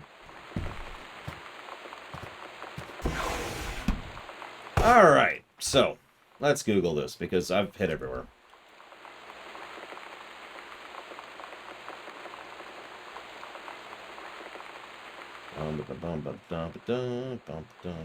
Yep, the key is in the locked thing, of course. That's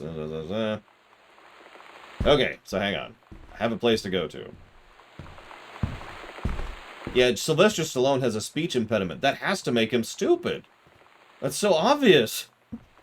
Right? I mean, that's... God. Alright, let's see. So let's see if I can find this thing.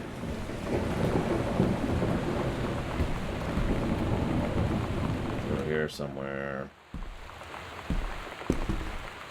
Hang on. That was the light on? Jesus. Ah, there we go. Okay.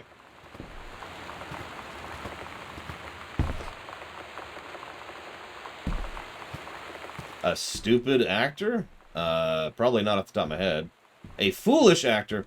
Yeah, what's the actress who bought a town and then went bankrupt because of it? I think that would qualify. I can't remember her name, but she did that. Aw, Stiggy! There you go.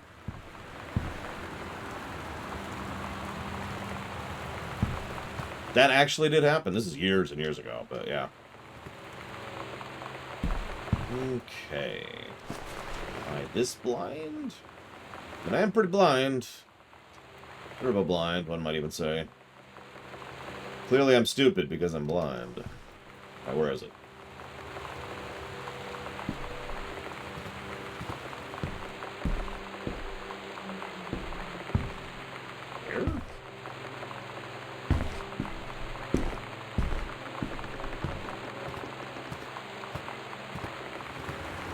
Because Tiny and Big is a platformer, and this is a not platformer.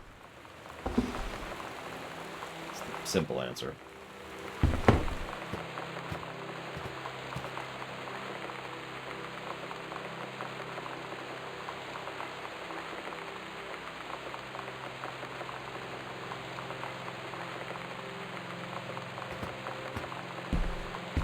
Yeah, I was misinformed, and I thought that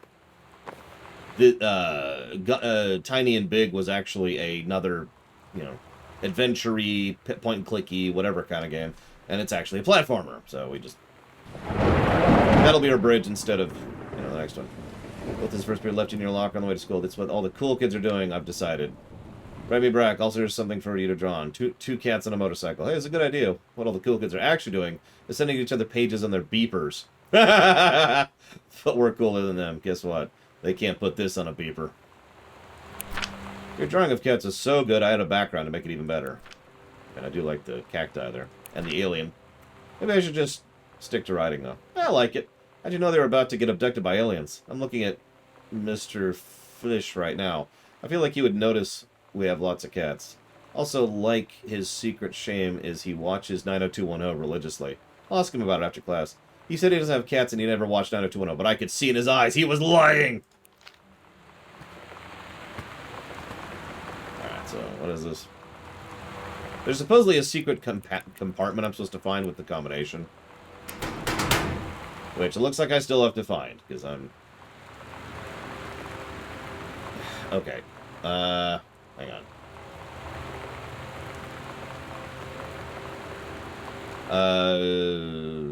What did you say before, Zach? You said, Laura, you suck, and I hate you. You also said you got some outfits, which is pretty cool, in Avengers. I remember that from earlier. Oh, no, you're talking about Iron Man 2. Oh, yeah, the scene where Tony's being drama queen, and Rhodey is trying to, deal with that.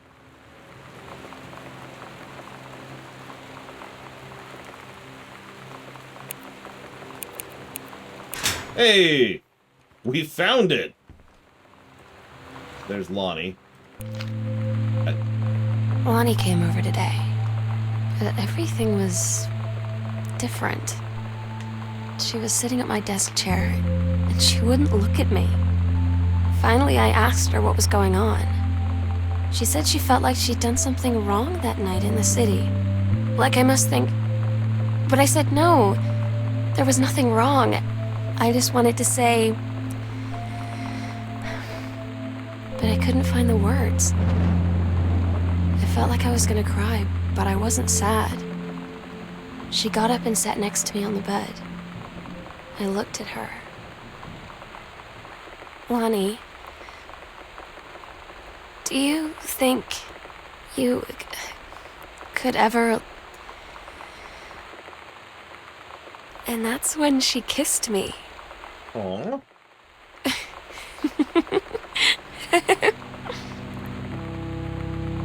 I was actually about to say something somewhat unkind, which is basically, why is this a big deal? And then I remember this is set in 1995, in a town that apparently does not have a good anything going on, so... Okay, sure. Let's grab the key. That is pretty cute, though. Whoa! Gillian Anderson, finally.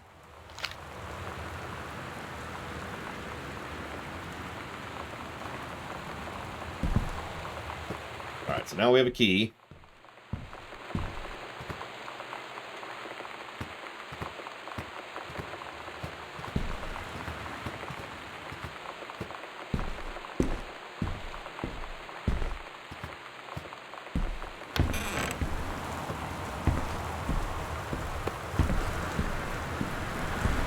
We are playing Katie. We're not Samantha. $6.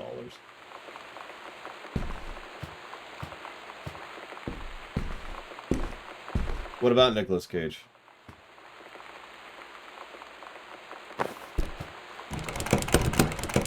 It's the other door.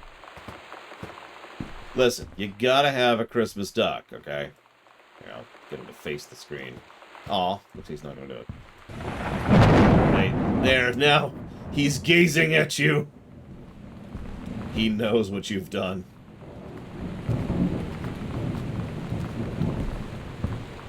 This is the whole game now. Just... I see everything. Okay, let's get some light going on. Hang on, let's do this. Oh my god! Okay, I know I've kind of been joking about the light, but it is actually hard to see in some areas, and this is a good example of that. There we go. Jesus. And it's okay. Is this a cobweb? Hey, there we go. Hey, some chips. Not the good kind of chips. Dear Samantha, I would like to cordially thank you for having me to your abode for Thanksgiving holiday with your lovely family. I enjoyed the... I'm guessing that says that does not look like the word mashed. Potatoes, and also it was weird being around your parents for that long, but it was pretty funny how impossible it is for your dad not to be awkward more than 30 seconds at a time. Yours cordially, your close friend and confidant, Lonnie. Quite. Dear Miss DeSoto, allow me to take the opportunity to thank you in kind for being such a gracious host at the festivities at your father's estate. Following the aforementioned meal with my parents, your family's Thanksgiving feast was the more enjoyable of the two events, I must say. I especially appreciated the time I spent with your grandmother, who was a lovely woman with sterling taste and refined air. Let's do it again next year. From Madame Samantha. These people still haven't unboxed? Come on. I mean, okay, granted, he's struggling with his career, and I have no idea what the mother's... I haven't seen anything about the mother so far. Oh, God. Yes. Yes, I will put people into you. I will. I will find people... What was it? Hey, light. Richard Greenbrier, PhD. Okay. Books. Bunch of books. Reed College. Dear Samantha, congrats. I'm pleased to inform you your admission to creative writing track at Reed College is in session. Hey, congrats, you got in. We believe you have much to contribute to Reed College community. Based on your portfolio and academic record, I'm also pleased to offer you financial aid to cover 75% of summer programs, tuition, and fees. That is really good. The attached documentation delineates your schedule, optional secondary track choices, and dormitory assignment. Nice. So... I'm so stupid sometimes. I was telling Lonnie that I got into my college summer program thing, and I was all making plans like, you should come visit me, stay in my dorm room. But she said, Sam, I ship out on June 6th. I was like, ship out? To where? She said, to basic training. What did you think I was doing all that ROTC stuff for? I guess she's been planning to join the army right after high school since she was like 12. And I guess she's really going to do it. So I was like, after graduation, I'm just never going to see you again? She said, let's just have fun while we can. Interesting. And admittedly, in the mid-90s, it was a little harder to maintain long-distance friendships than it is nowadays. So, yeah, I've been there. Aw. It's different now. I mean, we still hang out all the time like before. But now when no one else is around... Well, you know. So you could say we're dating. But it's secret. Secret dating? I don't know. That's a thing. I mean, I guess that's the real difference. Now when we get off the phone, or go home for the night, or it's just quiet and we're alone, we say I love you.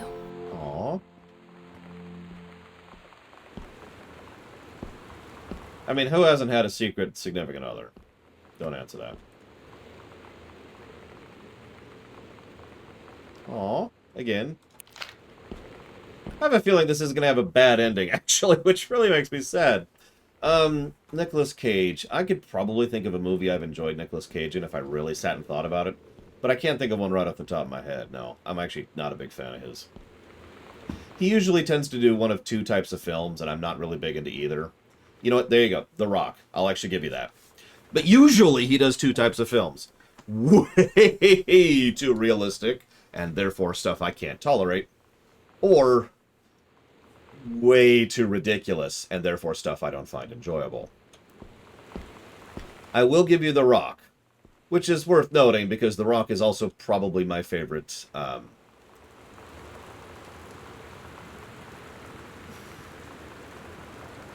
can't think of his name. Explosion guy movie.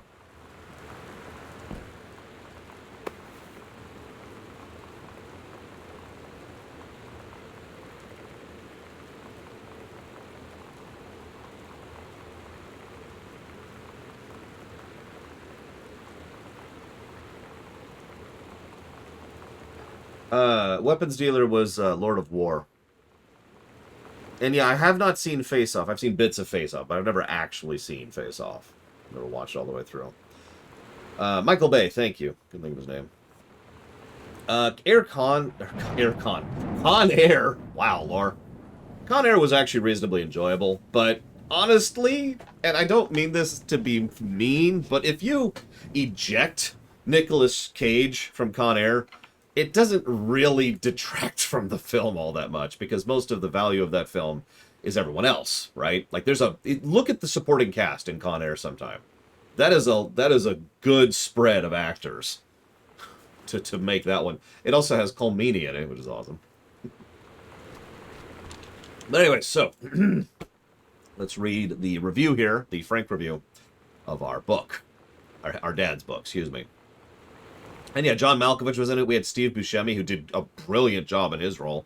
We had Cusack. We had Colmini.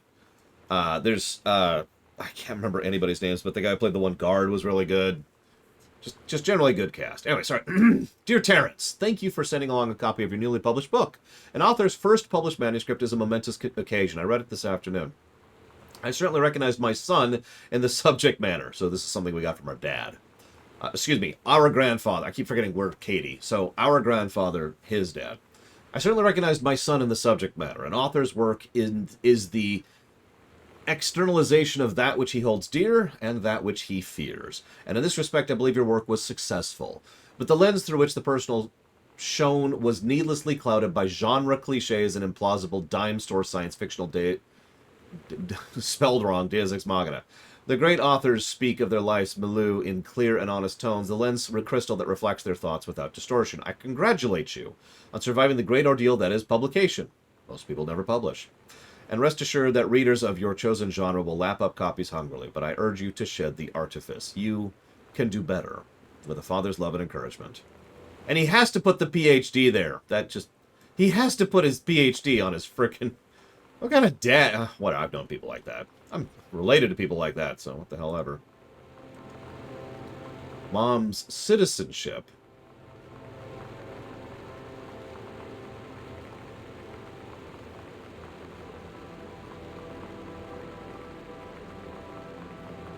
That is extraordinarily hard to read. But it looks like she's actually from Canada.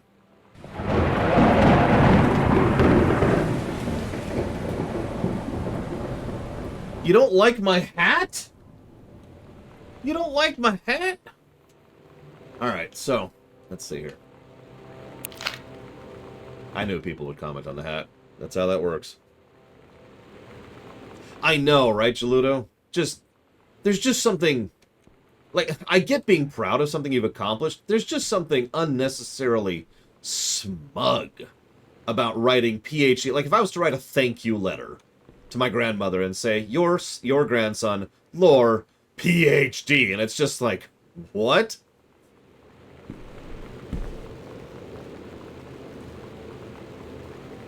Aw, looks like she actually got the pendant.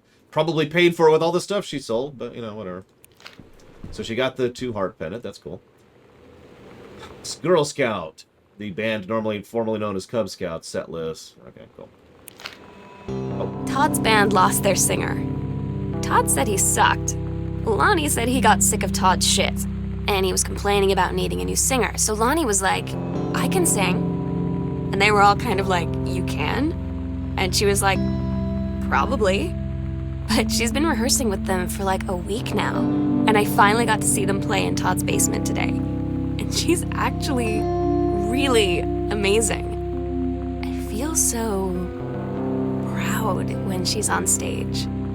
It's incredible being in awe of someone you love. So everybody knows it's like a temporary situation till she ships out in June. But till then, I'm gonna be at every single show. Aw. Listen, I'm sure our dad isn't a smug jackass. I wouldn't worry about it. But how big is this basement? Jesus. You even got plumbing down here, which may or may not work. Rawr. Today's Spanish lesson. Fly is mosca. Hubcap is tabacupos, I think. Sunbeam is rea de sol. Your love is tu amor. Dear Sam, I'm so happy you liked the drawing. I was thinking of us when I drew it. I know you'd be able to tell. You'd love Mexico, I think, probably. The nature here is totally different from back home. I keep thinking about Allegra and the first mate lost on a mysterious island, where even the plants are out to get them. When I think of them together out there in the wilderness together, I start thinking of you again. I lie here in bed and I can almost feel you. I've been trying to save it up for when we're together and I haven't done a good job, okay, but I tried. Okay, enough about that. Your last letter got me to the day before we started driving back north. We'll be racing this letter home. If I get home first, we can read it together. And yes, I'm taking tons of photos. We'll have to spend so much time in the darkroom. Tu amore. Or tu amora? Man, I don't know.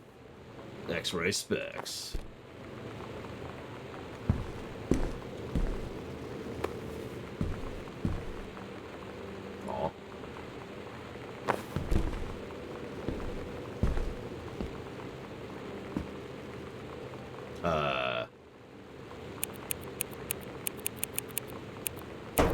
Aw. No.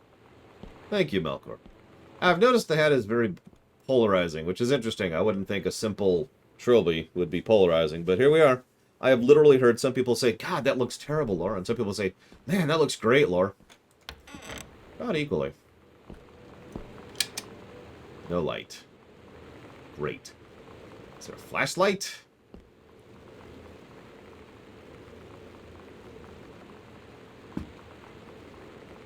I can kind of see some stuff in here. Very kind of.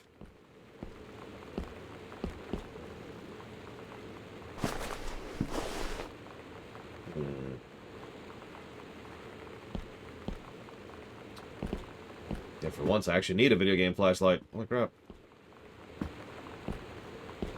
Say my name, aggressor.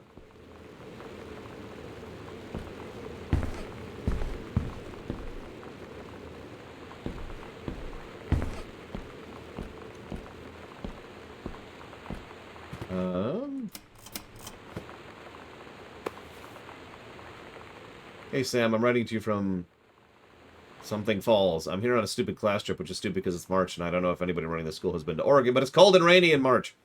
Wish you were here. Oh wait, you are here because I'm writing this to you in the gift shop. Oh crap. Love you. They tell you to stick with the group on field trips, Katie. There's a reason for that. Lonnie and I snuck off on the side paths at Multnomah Falls and got a little lost. Okay, a lot lost. Like, for hours. Right before the bus left, we found a trail and came running down the path, soaked and covered in mud, shouting for the bus not to leave. The school called home. Mom and Dad said, "You didn't get into trouble like this before you met that Lonnie girl." But I don't think they know about us. The kids at school, though, I'm really afraid that's a whole other story. Stick with the group, Katie. Stick with the group. You didn't tell your folks that you're dating? Right, 90s. 90s. Do I like Jim Carrey? No. Do I rock Robin Williams? Robin Williams was a brilliant person, but, I don't know. Robin Williams is kind of a unique case, and that's what I'm going to say about that.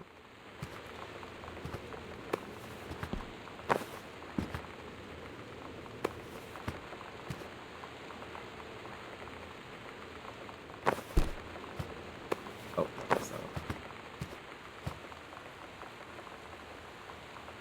Also, I can now confirm that that school sucks. Do you know why that school sucks? Because the bus was about to leave from a school field trip without some of its students.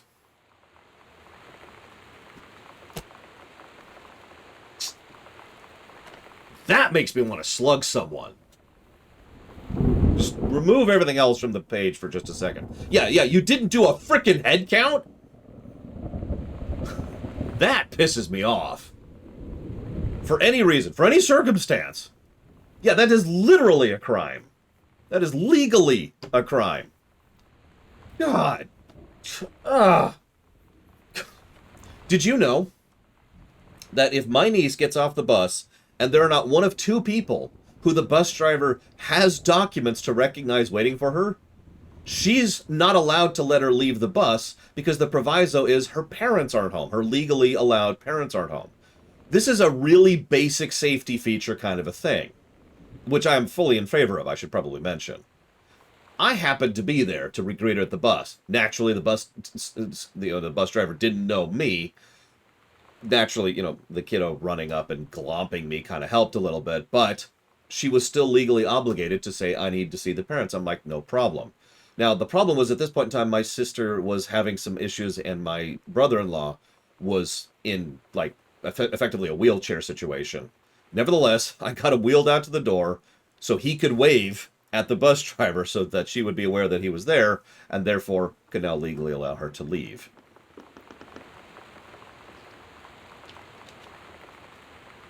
And I'm just going to be blunt. I'm in favor of that.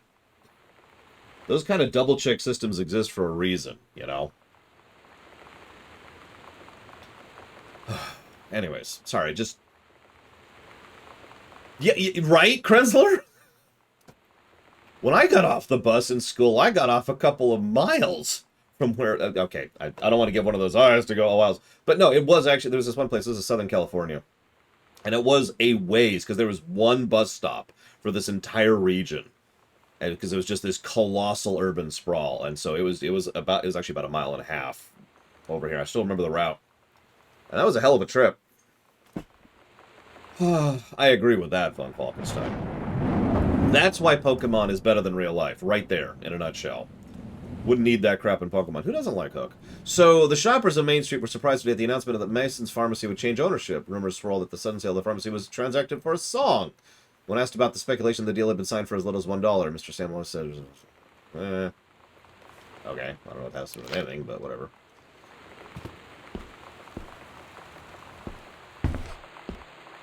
And then here's the Ultra Dark. There's kind of an up in the Ultra Dark. Oh, hey, I can actually go up into the Ultra Dark. Oh, this is backtracking. No, this isn't backtracking. Is it? I haven't seen these. Okay. New area. Woo.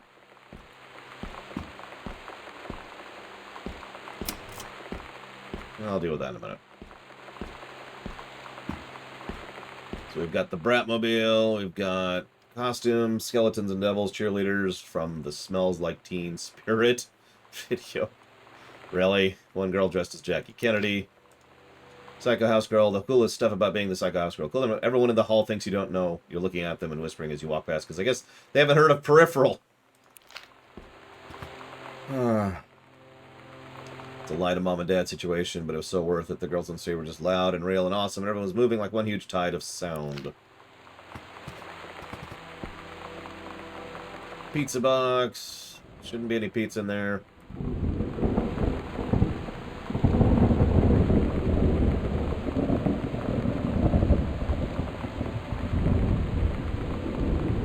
Dear Miss Greenbrier, I appreciate the time and effort you put into writing your letter. It showed initiative and was well written, but has not changed my mind on the matter.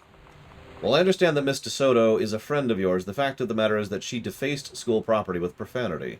The fact that she allegedly defaced her own locker in retaliation for another student doing the same to yours is immaterial. As to your complaint that no other students has been punished for their part in this incident, the fact is that no guilty party has come forward and there's been no convincing evidence as to who might have defaced your locker. In other words, there is no one to punish. Sincerely, the United States school system.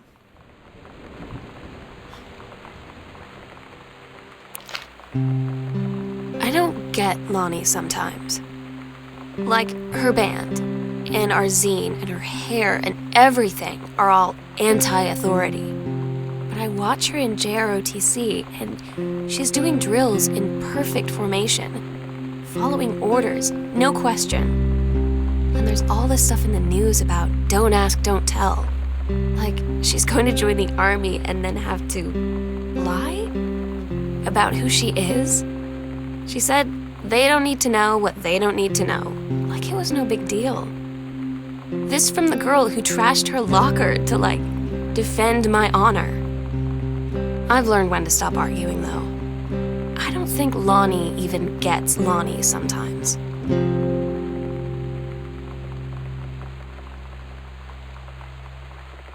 Sorry, I was looking up some dates. No, Elizar.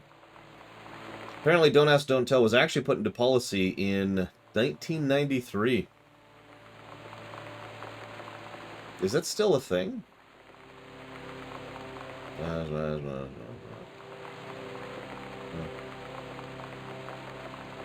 Apparently not. Officially repealed in 2011, but because of the legal change to the Defense of Marriage Act, which was also put into time at about that point in time, marriage was now recognized, barred crimes, so it's just normal now? Are we, okay, whatever. I admit I have not been following that, because I sort of thought we were past that, but for all do I know. Women outlaws. This'll show ya who runs this wrong joint. She's tougher than a wild Mustang. No female's gonna tell me. Ah!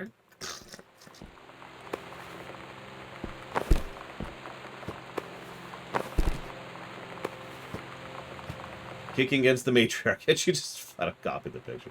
Heard enough, had enough, ready to join the revolution, take a stand against Grossman and the Patriarchy? Yeah, fight back, stand up. Captain A, Rev 1 Ocean Girl. Maybe you just want to make cool zines, or maybe a mixtape. Send us missives from the Girl Underground, P.O. Box, yada yada yada.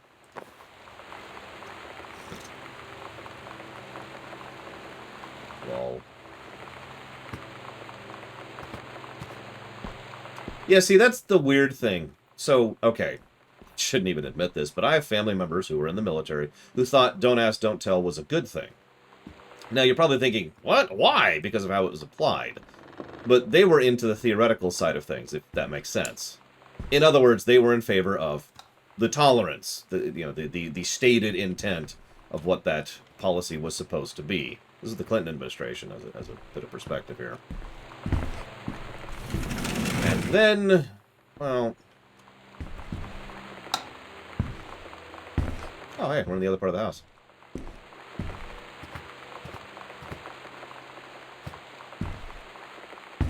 Yeah, exactly, Shaludo. I was like, hey, cool.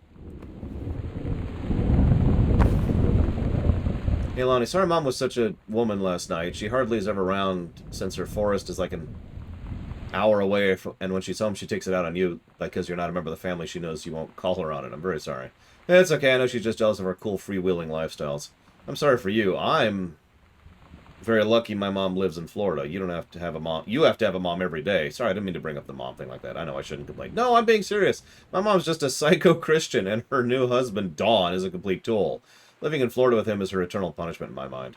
So you wouldn't want to live in with your mom in Florida? That sounds like a no to me. Jeez.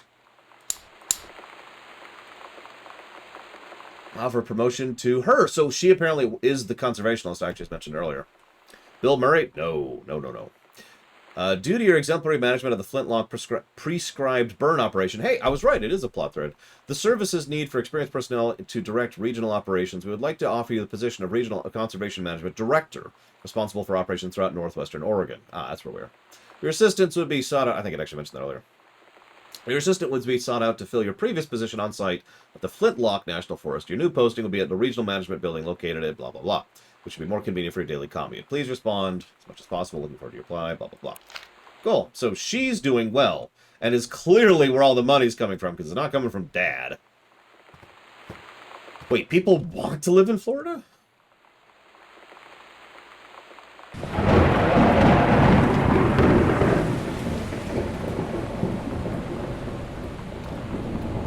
That's a lot of money.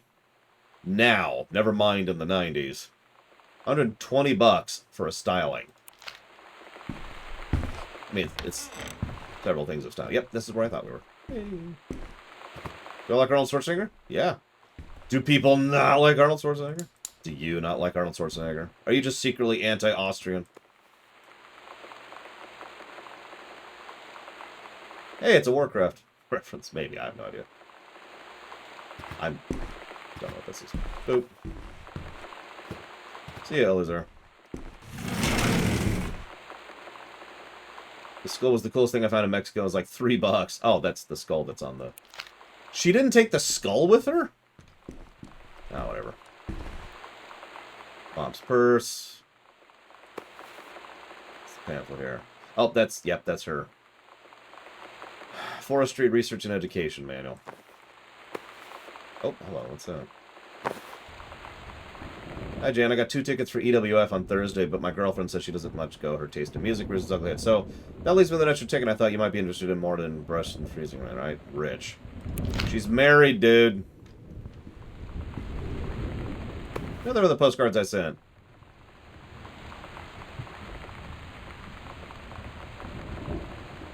The Vatican's weird. As you can see, the Catholic Church still has a lot of money left over from the Middle Ages. You have no idea. I've gotten to see all the art, including the Sistine Chapel ceiling and the sculptures by Michelangelo, Donatello, and the rest of the Ninja Turtles. Mom, we'll have to come back together. I'd love to be here with someone who really appreciates the history behind everything. Also, Sam, they have various relics, as in pieces of important dead people, so you should come too. Next up, Barcelona. Calm down, Dad. I won't get gored by a bull. Probably. Another zine. Oh, it's the same one. Okay. Yeah, she just toured Europe, didn't she? Good lord.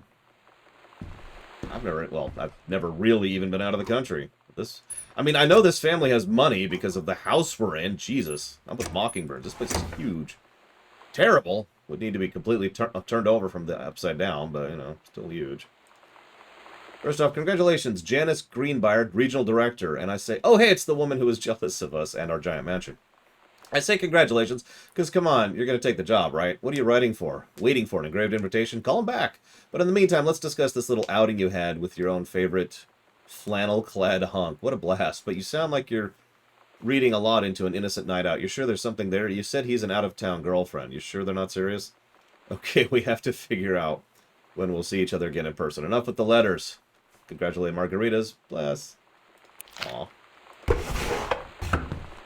Yeah, I have been to Mexico, but that's such a technically, I don't even really count it. I used to live in Southern California, for God's sakes. Of course, I've been to Mexico.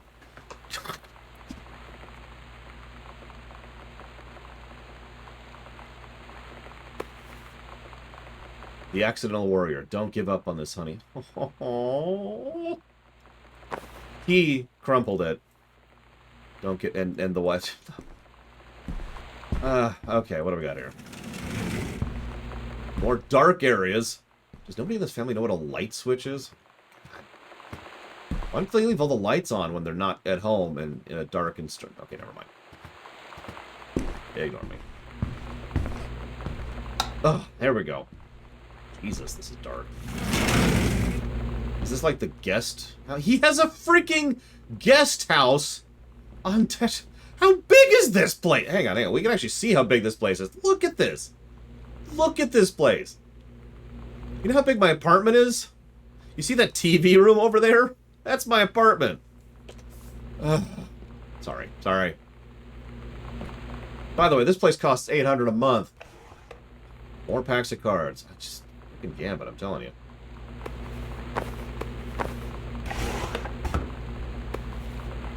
The Accidental Savior.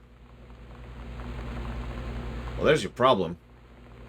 Your box art is terrible. You need to work on that. Have you not seen my video on Mega Man 1? Sam's schedule, working on Crown Burger. Oh, she got a local job. Congrats. Mr. and Mrs. Jonathan Blair request the honor to present the marriage of their daughter, Helen Margaret, to Mr. Richard Morris Petermark. Oh my god. Cool. Samantha and Danielle were in the woods one day. It was sunny and they were on an adventure. But they went to the disband part of the woods and it got dark. Anyone said, "Are you scarred?" So Samantha said, "No." "Are you?" They weren't. And they went more into the bad part. Then they went to a part that was never there before, and there was a ship, a pirate ship, on an ocean. Samantha said, "I'll be the captain, and you be the captain's first mate." Daniel said, I captain," and they went on the pirate ship and sailed away. That's adorable. Aspiring writers.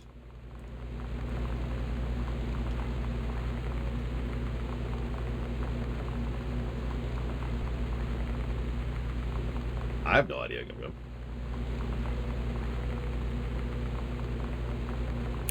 Daniel finally came over to get his game. I'd been dreading it. But he brought this story with him that I wrote when we were little. I started reading it, and then there I was, crying at the kitchen table. He asked what was wrong, and I was thinking about how we used to be friends, how much I'd taken for granted. But instead, I told him about school, and Dad, and Lonnie. And then how sorry I was that I wasn't his friend anymore. He gave me a hug and said it was going to be okay. And for some reason, I almost believed him. Do I need to bring in the evacuation ship for this game of all games? Is that where we're at? Is that what we're getting towards here? Do I just need to be like, here, come here. What? Why? We're taking you to a better planet. Come on, let's go. There's the anniversary trip. Katie Hunt comes home this month. We'll call with the exact date. We do have a shotgun. And we're probably a hobo. I'm with it. We can shotgun our way to victory. This button, there we go. When did we come back? June 6th, it looks like. So we're in the middle of their anniversary trip. So that's why Mom and Dad aren't home. I was actually wondering.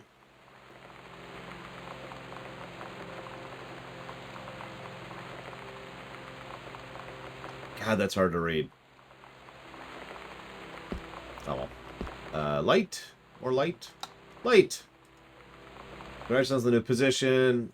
Having received your formal acceptance later, I write to congratulate you on your new position as Regional Conservation Director, blah, blah, blah, blah, blah. So she did take the job. Cool. So she's doing okay-ish. That's one member of the family who's doing okay and maybe cheating on her husband. Are these facts related? You be the judge.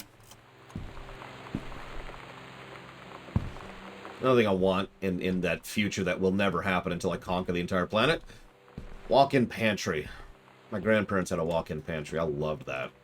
I actually learned most of what I know about cooking from visiting my grandmother and just trying stuff out. You know, just... Sometimes she'd actually, be there and tell me, this works this way and that works. Did someone clear out the food or something? Or the silverware? It's not that hard. God, people. Oh, she didn't clear out the... Oh, that makes sense. It's fridge food. Okay. What do I got here? Nothing fancy. Oop.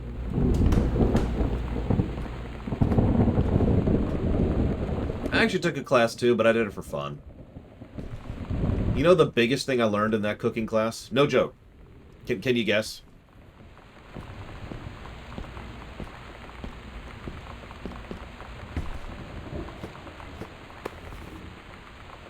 There's the pariah.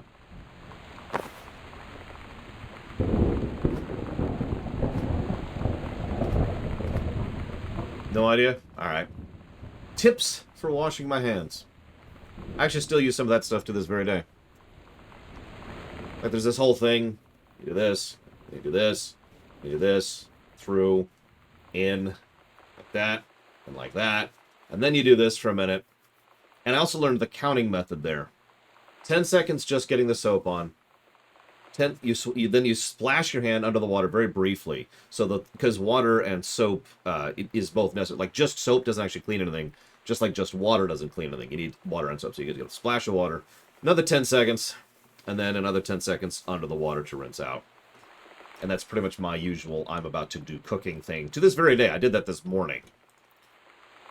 Mr. Greenbrier, let me say that I hope this missive finds you well. Hell, it feels like a miracle that it finds you at all. Do you know how long we've been trying to track you down? Worry not, we aren't the feds, the men in black, or any other sort of creeping fascist hobgoblins.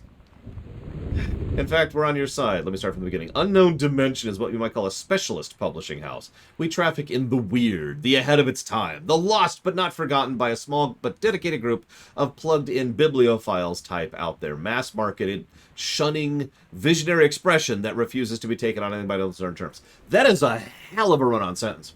We've had an unparalleled run since our inception 4 years ago, unearthing and reviving Christ or zombie-like timeless works such as NNT's Bestman's Message of the Snake Man, It's Inside Me, and Venusian Flesh Traders. But ever since we discovered sci-fi was not that new in the 90s. But ever since we discovered tattered copies of Your Accidental series at a church rummage sale in Long Branch, New Jersey, we've been trying to track down the author of this weird and dark American outsider art. It's just the kind of forgotten portal into the 20th century civilization's anxieties and delusions that our readers lose their minds over. James Bond and Harrison Ford might be the dick-swinging heroes that modern suburban America wants, but John Russell, mild-mannered insurance agent by day, a reckless history-revising sociopath by night, is the twisted peacekeeper that it deserves. It's our mission to bring it back to life. Okay, I've typed plenty. What do we want from you? We want your permission to reprint your work, since your original publisher, Mercury Books, folded a decade ago. Ooh, okay. We want to supply a new foreword for the books to appear in brand new editions of The Accidental Savior and The Accidental Pariah to be produced by Unknown Dimension as a limited run and marketed directly to our highly discerning customer base. And we want to offer you a portion of proceeds, contract to follow, assuming you're interested. We look forward to embarking with you, $signs, and to thrusting your work screaming back into the sweating palms of unsuspecting American public. It's about time. Blast off.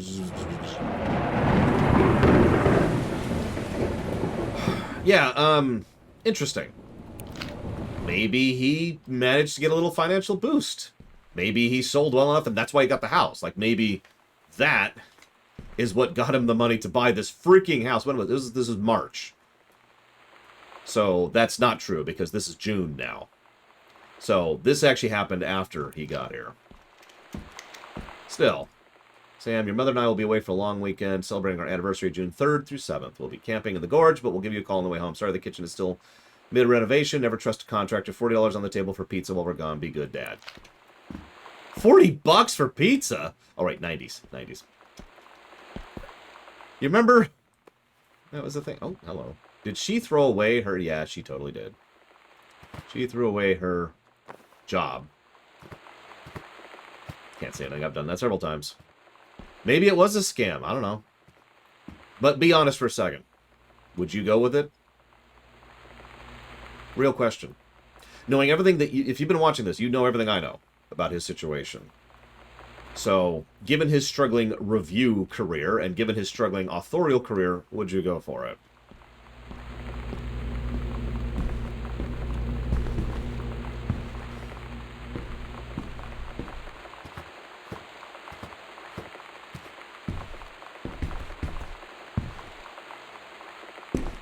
Sorry, yeah, let me rephrase that statement. I'm not saying would you sign on the dotted line right now. I'm saying would you respond saying, hey, I am interested, and then do your freaking due diligence on vetting them and reading the contract with a fine-tooth comb and, you know, doing everything that you should do in any situation involving a contract.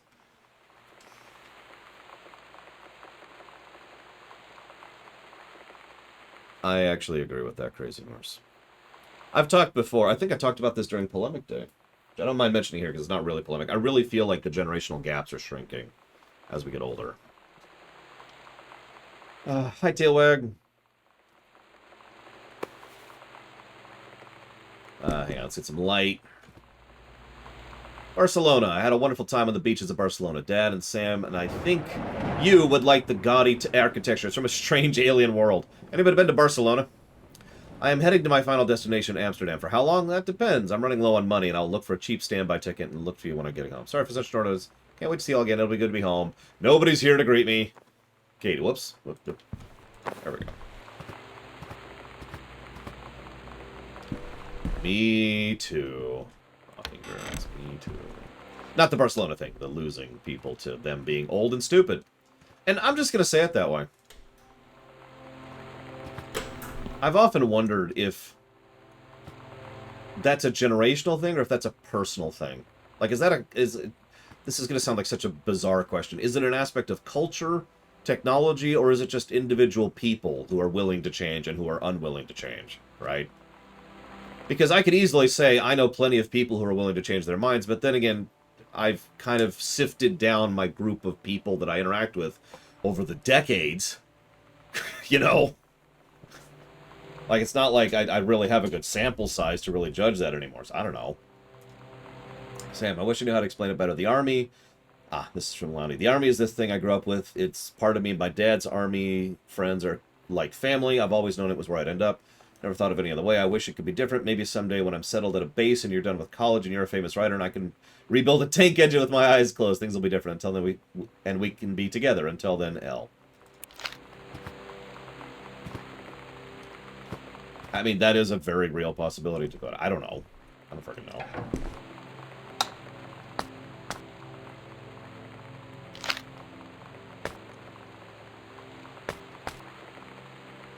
Katie, so far, is the one who went to Europe, and that's about a 100% of the character she's had.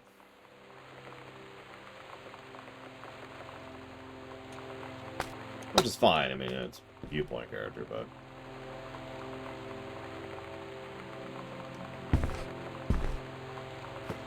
I suppose that's fair, Mockingbirds. It's probably all of the above, because life is complicated, and there's usually not one button somewhere you can just press and say, that's the cause. Oh, God, if I turn as bad as some people I could name in 20 years, just shoot me. You have my permission. Here it is. It's video evidence. Just shoot me in the face. Boom. Done. Oh, there's a secret door. Dun, dun, dun, dun. We agreed our last night together would be our happiest ever, and we'd forget tomorrow was going to come at all. It worked for a while. We had a good time seeing Oscar off, then ran up to the attic to look through our photos, to find one for Lonnie to take with her. And looking at them, I realized they were all in the past, and there wouldn't be any more. And I didn't know what I was going to do. And I cried, and she held me. She said she knew it was hard, but life would move on.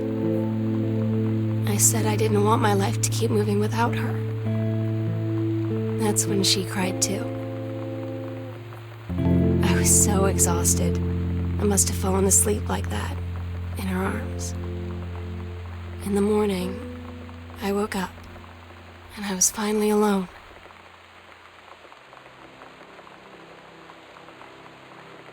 I mean, the voice acting's pretty good, but I'm actually not feeling the music direction for the most part. Like, there is actually music playing during the non-sections. It's just really quiet and really environmental.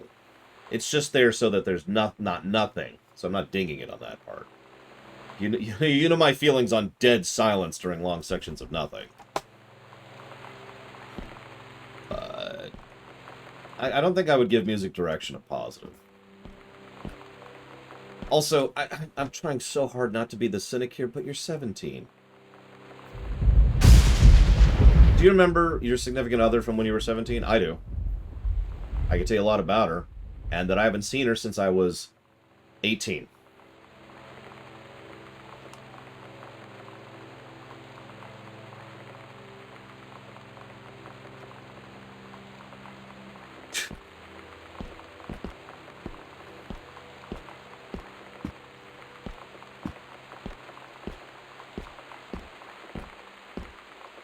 You know? It's just like, I mean, I'm not trying to be harsh. It's just, you're still figuring yourself out, right? You're still figuring yourself out. Never mind who you want to see in someone else. So trying to, like, connect with someone or trying to have a long-term forever thing in high school? Like, by all means, date. And yeah, everything's all just when you're in that phase. I get that. I've been there, obviously. Mine was a little bit weirder because, you know, I'm an alien and a robot, so mine was only like 3 seconds. But by God, those 3 seconds were just awful. It's been almost 20 years since just John Russell heard the call. Oh, that's the cover copy, yeah. So hang on, what's this? Oh, hold on. Let's get some light. Couples counseling retreat in the beauty of Columbia Gorge. Improving lives since 1974. Oh. They're not on vacation. They're going to relationship counseling. So, she is a successful conservationalist. He is a struggling author. We're not actually sure exactly how he's doing on that front yet, because we haven't found out the consequences of the second deal. And, they're having marital issues.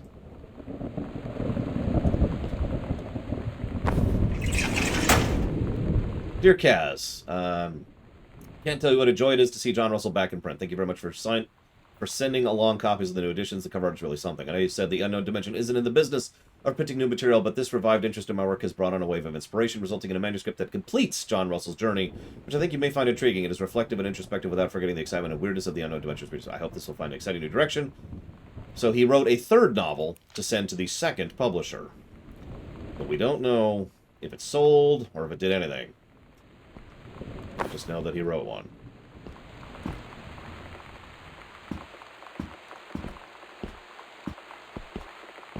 Alright, so let's find the secret place we just found out about. Of course, because, yeah, as Mockingbird said, of course there's a freaking secret place in this freaking mansion! Oh, that's that, yeah. How much does this place cost? $15 a month. Ah! Did I already read this one? Yeah, I did, okay. Lonnie had her going away show with her band tonight. She's so incredible on stage. When she was singing, I could practically forget everything. That we only had 48 hours left. That I don't know what comes next. That I can't live without her. Then she dedicated the last song to me. I couldn't take it. I was out on the curb in the alley, sobbing till my ribs hurt. I would follow her anywhere, Katie. But I can't. Where she's going. After a long time, she found me. She said she was sorry. She said, I wish things could be different. I just wanted to make you happy. I said, I don't think you can anymore.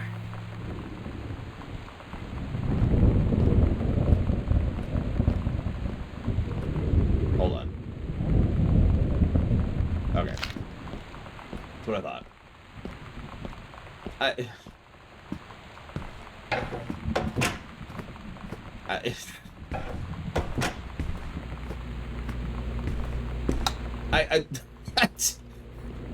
I really don't want to say what I'm thinking right now.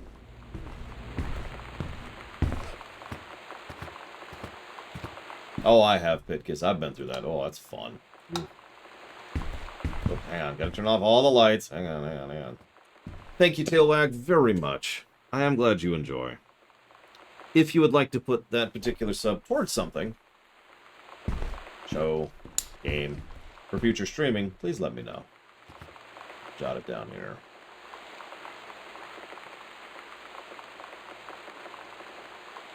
Yeah, I don't want to do a rumination on this game at this point. This is just going to be a... I don't want to look at the comments section that this game is going to generate. It probably won't. I'm probably over-worried. It's just, dang it. I get 50% of the subscriptions through Twitch. I get 85% of the subscriptions through Patreon. I get 97% of direct donations through PayPal. You are charged 20% when it comes to bits. I believe that's everything. And thank you for watching my show, Pitkiss. I will put that towards Undertale.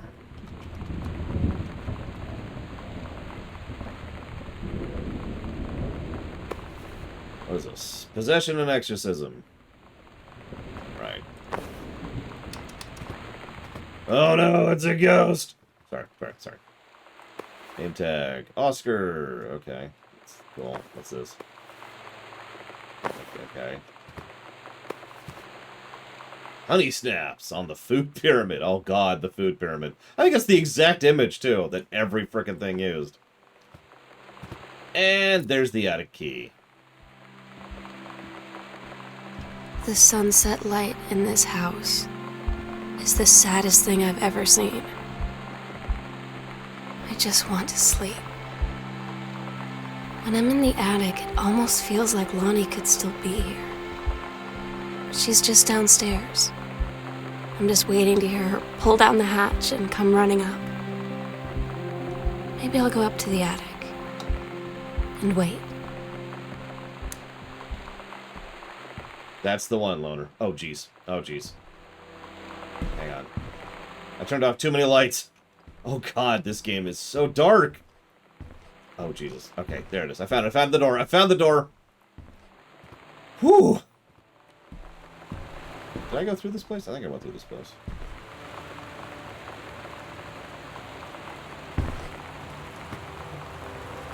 Did I go through this room? Yeah, I did, because this is where we first saw Captain Allegra.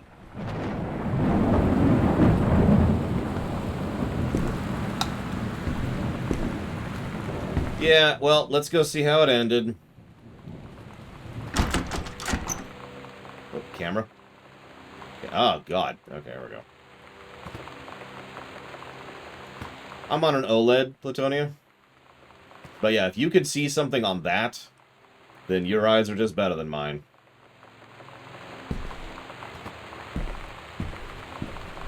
I mean, I know I was facing a wall just there, but seriously.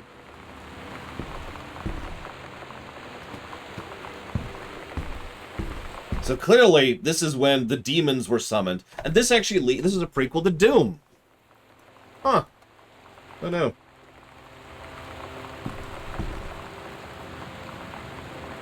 Should explain a lot. I'm admittedly a bit of a romantic at heart. But I don't know. I think I'm just too old.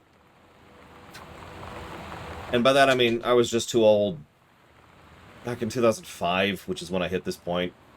I've been single since 2004, actually. And by choice, for reference. And it's mostly because of things that I'm not going to share on camera. But I look back at young love, at puppy love, or at first love and all that, and I just stare at that and I'm like, it's kind of adorable, but it's so understandable, if that makes any kind of sense. Right? It's so logical what they're going through, how they react, what they react to, how they're like, all of that. It's just like, yep, nope, it's going right through the playbook. I don't know how else to put that.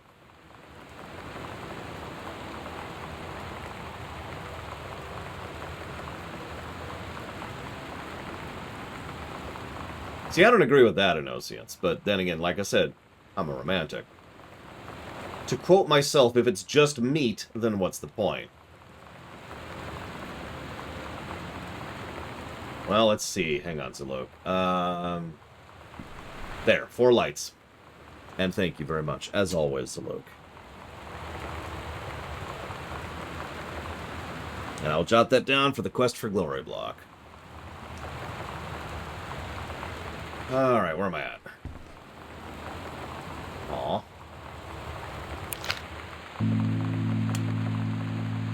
Oh my god. Katie. What? I fell asleep in the attic, in Lonnie and my old spot, and I missed the first 2 calls. I just barely caught the 3rd one before the machine got it. And it was Lonnie, on a payphone. She'd been on the bus to Basic, and she said she couldn't think of anything but me and us, and that she couldn't go through with it, with the army and being apart and all of it.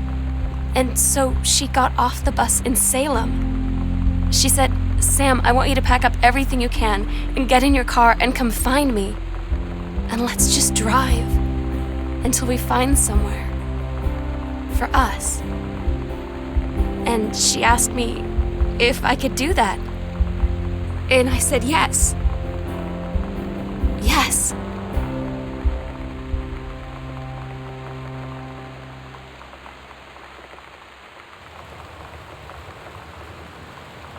You morons.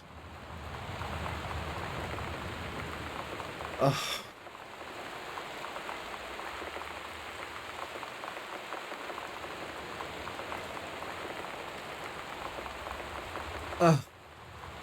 Okay, that sucks.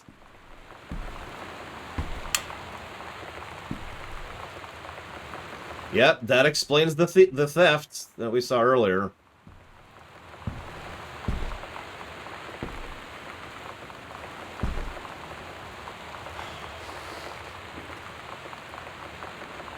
Yeah, that, like, okay, I don't want to sound as anti-romantic, but I am a bit more of a pragmatist first, and an idealist second. And you know what a pragmatist means? It means figuring out how to actually make things work. If you want to go and do this whole, let's go make a new life thing, then you need to do that properly.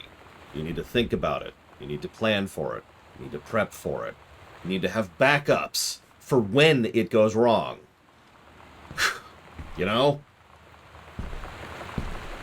My sister and I have actually had this discussion. If you know, her daughter decides someday to pull something like this, she's going to call me over, and I'm going to sit down there, and I'm going to be very boring and tell her exactly what it's like to go through that kind of a thing without proper planning.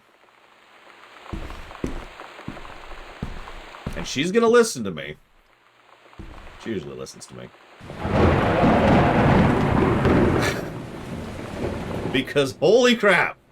Yeah, don't just do a spur of the moment thing. This, you know what this is? I'm sorry to break this down. I need to talk about this in the room. You know what this is? Trying out drugs or alcohol. Have I ever told you what my mother said about that?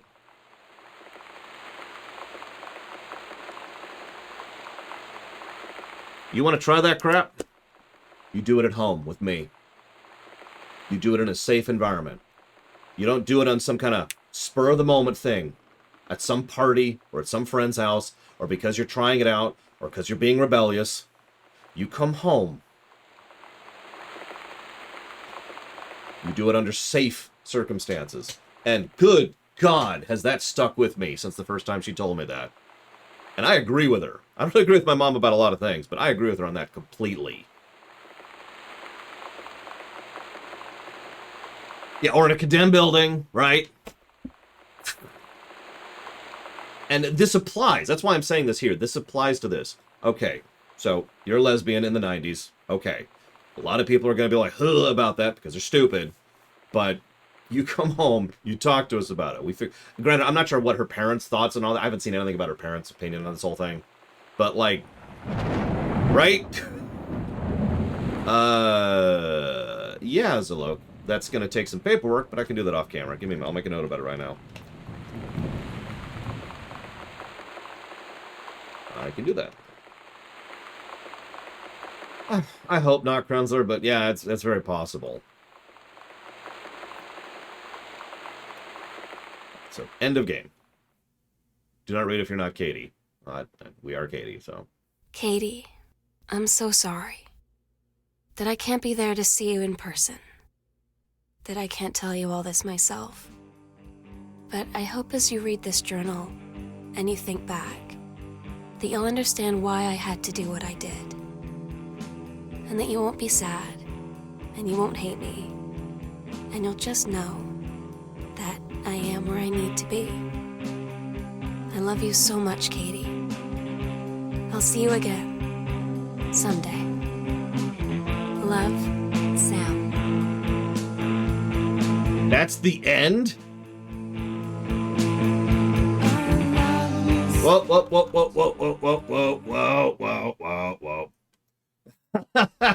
We probably just got dinged for that on the VOD. But whatever.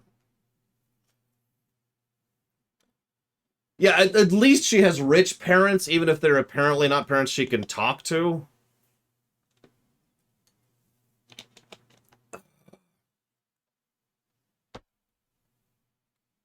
I don't mean that's it as in that's short. I mean that's it as in that's the ending.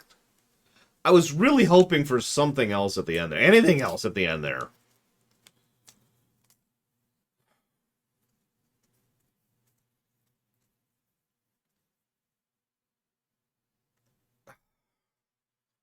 Well, that sucked.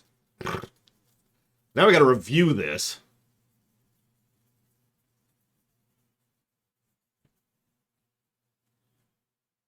Because, you know, that's my job.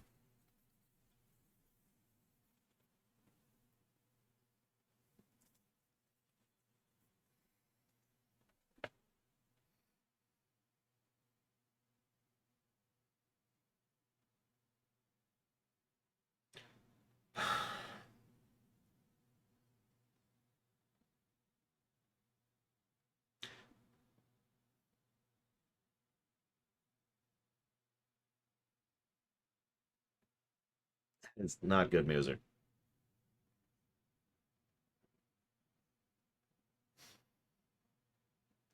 See, that's the interesting question, Lanareth. I cannot personally relate to that. I've only been ostracized for, you know, everything else in the universe and across my life. I've never been ostracized for being me, right? And I find myself wondering, is it better to take the risk and go ahead and be open to your parents or not, right? And the problem is, from everything I know and from everything I understand, that is literally just a coin toss, right?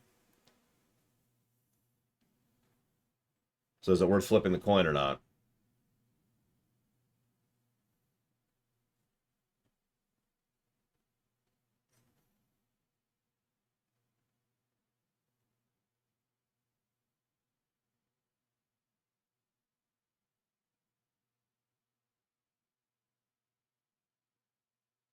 Yeah, this.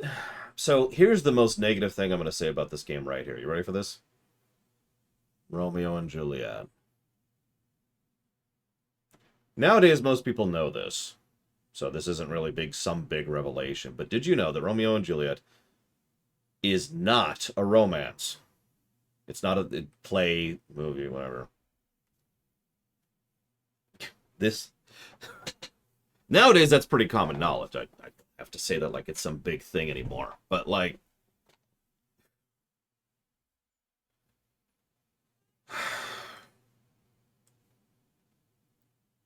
all right. So, um, that's a good one, Doctor Winter. That is a good one. Uh, um, I know, Loner. I mean, it's okay. We have mostly gotten past that nowadays. It's pretty rare I see someone refer to Romeo and Juliet as a romance nowadays. It's just that used to be really common.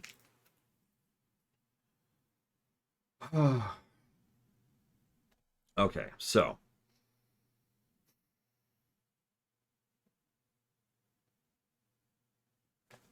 I need to look up the walkthrough really quick to check something. Give me just a moment here.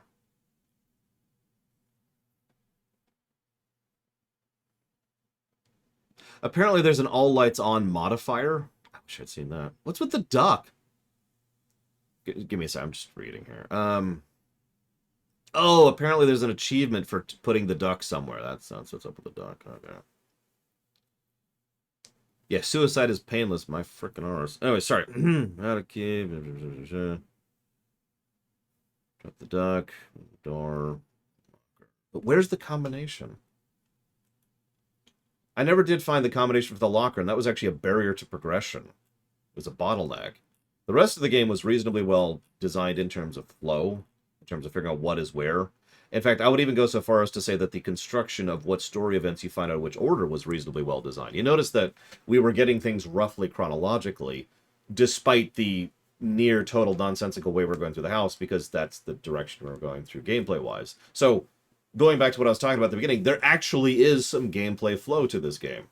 It is designed to be seen in a certain order, which tells the story in a certain order. Where the hell was the combination?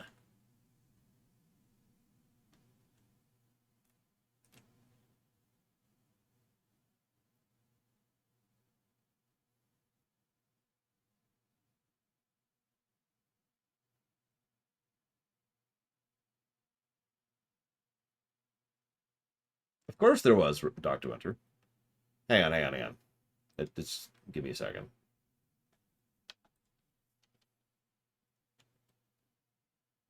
Oh yeah, speaking of which, we're going to cut off the guessing game. Now, if anybody wants to get in a guess, this is a good time to change your option on that while I debate some things here. Wish I had a run button, but whatever. Okay, so this door. Let's get the lights on. The combination is apparently in here somewhere.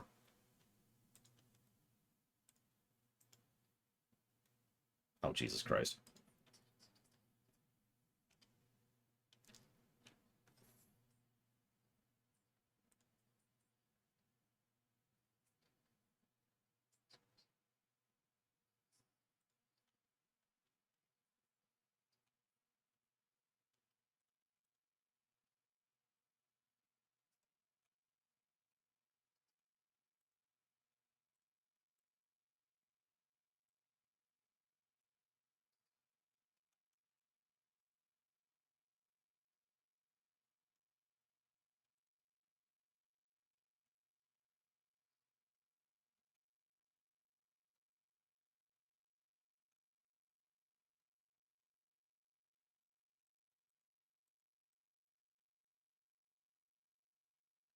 I'm looking for anything. I'm pixel hunting. I'm pixel. Oh, yep. Sorry. I forgot to unmute it. I apologize. Well, ironically, I've actually already read what she just said on camera because that was in a text thing too. Check it out, by the way. Mom was reading trashy romance novels. No judgment.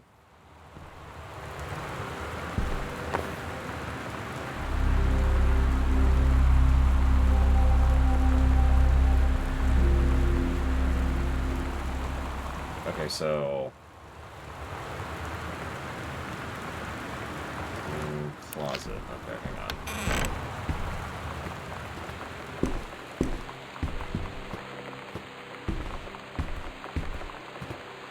I've never even heard of that one. Mega Skullmon Spockmon. What is it? Oh, that's true. If it's not Fabio, does it even qualify?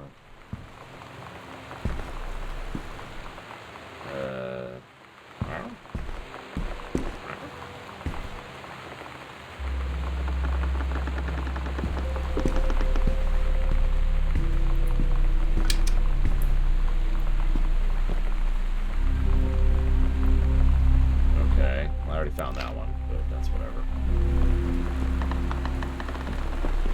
So, can you see what's here, Plutonia? To go back to our earlier comment. Oh yeah, what's the speed run? I think it's really, really, really fast.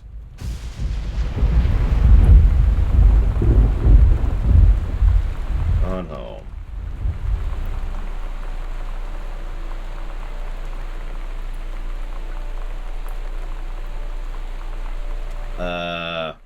Best time for any percent is 45.895 seconds. But that's any percent. Glitchless is 46.561 seconds.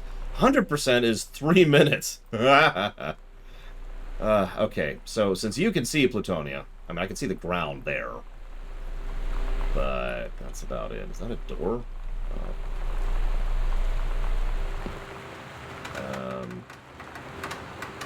Yep, now I am officially blind, so we're going to do this backwards. Oh, no, here we go.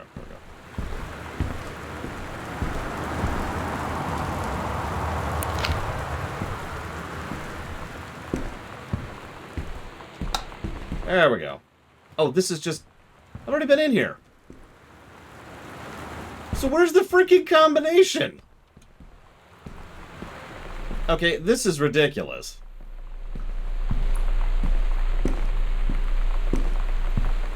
No, there's a goal. There's an end state. I mean, there's an end state to Minecraft, for God's sakes. It's all good, Mega Skullmon. I was only nauseous for about 3 hours afterwards. Yeah, let's... can I do that now? Is that a thing I could just do? Oh. Hang on.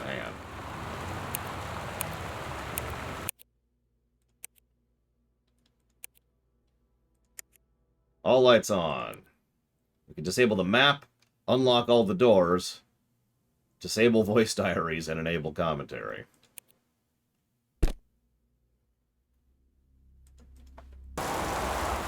Hey, skippable cutscenes, holy crap. Well, okay, so let's, that. This.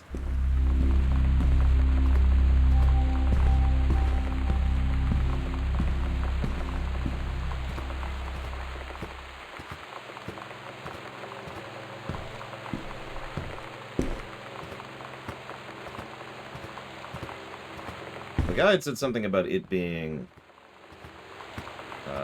in a secret compartment, like in here. Hey, Narsa.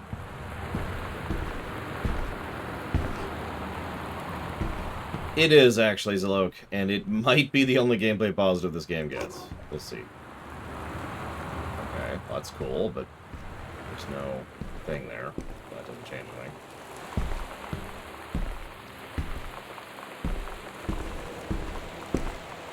Yeah, still no code. Man, I don't know how to talk to it. I never found it. I looked it up. I Googled the code so I could progress. Because I ran into the wall where I could not progress anymore until I found the code for the locker. It's a weird thing to get stuck on, but here we are. You need to get through this combination in order to get the key, in order to go downstairs, in order to go upstairs, in order to... cassette case. Something about the cassette case. Hang on. It's this way. This way. This way. Because I actually looked at this cassette case earlier. It was this one, right? Yeah. Does not appear to be 1501, which is the code. I know that now because I remember it. So that's definitely not the key for the code. Good idea, but unfortunately not true. See, I hate to be so harsh on a game that's only an hour and a half long, or 47 seconds long, but that is literally a bottleneck. That is actually a bottleneck of progression, is that code. And I still haven't found it, despite using a walkthrough.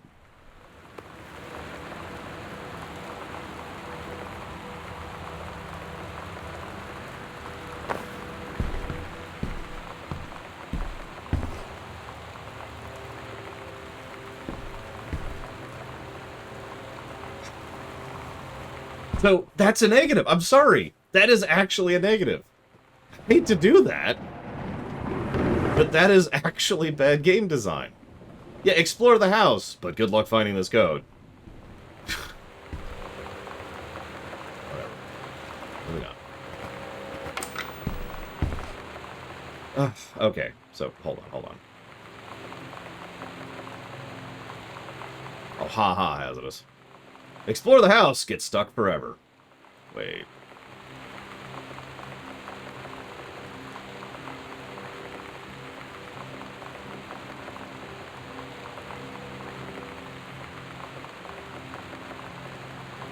Okay. I should chop down. Hang on. So this was 228. 228. That's going to be an easy one.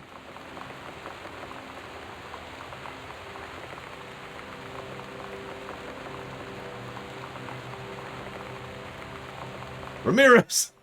Find the code to explore the house! What? Okay, so what do we put this under? I mean, I'm just gonna put this under point-and-click adventure. That's gold, everybody. I'm just gonna put that there. I think this qualifies as that in terms of game design more than anything else. I know that we're all big on walking simulators, but I gave my opinion on that whole thing earlier, so... We're going to call this a point-and-click adventure.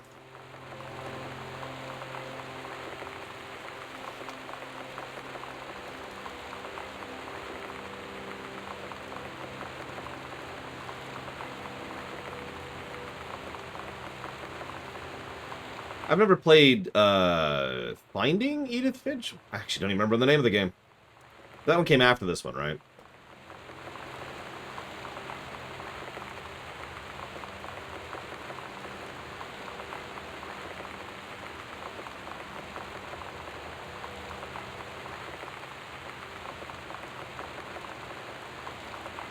What remains? That's it. What remains of Edith Finch?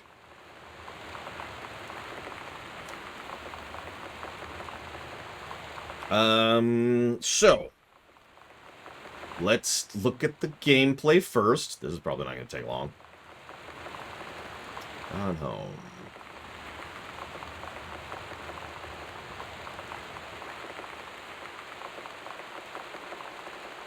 You should. That's up to you, Von Falkenstein, not me.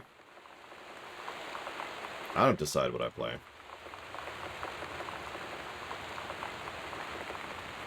Alright. AI design. All roads lead to Rome. Animations, audio spam, auto battle, alternate leveling, backtracking, bestiary, bosses, bugs, builds. Cheats, camera, choices, co-op controls, combat, mechanics, cosmetics, crashes, difficulty curve, difficulty options, durability. Scroll forward. Encounter rate, encounters, enemy variety, fast travel, graphics. No. Grind leveling, guidance and flow of exploration.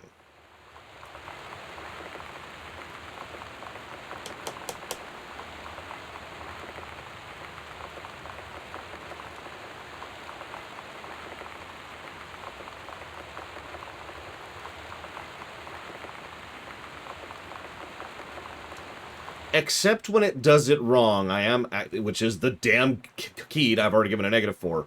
The game does actually do a decent job of guiding and flowing you through it in a proper order and blah, blah, blah. No, Malcore Blade.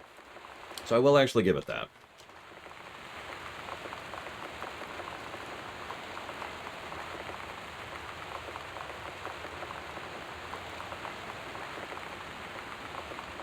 This is effectively a combination of level design and HUD design, but it's guidance regardless. So HUD doesn't exist.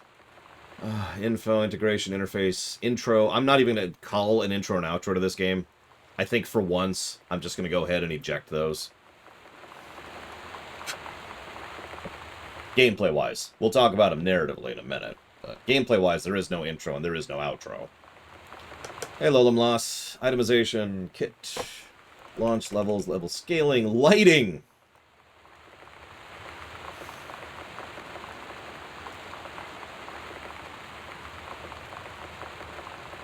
I'm going to give lighting a wash, I think. And that's admittedly me being kind. But there is a way to turn on the lights, and there is an all lights on mode, which is an option, so I'm going to go ahead and call that a wash. Log. Map is... no mission checkpointing doesn't exist.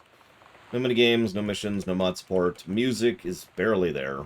It's not a negative, though. It would be a negative if it wasn't there. New Game Plus doesn't exist. Options don't exist. Outro, like I said, there is no gameplay outro.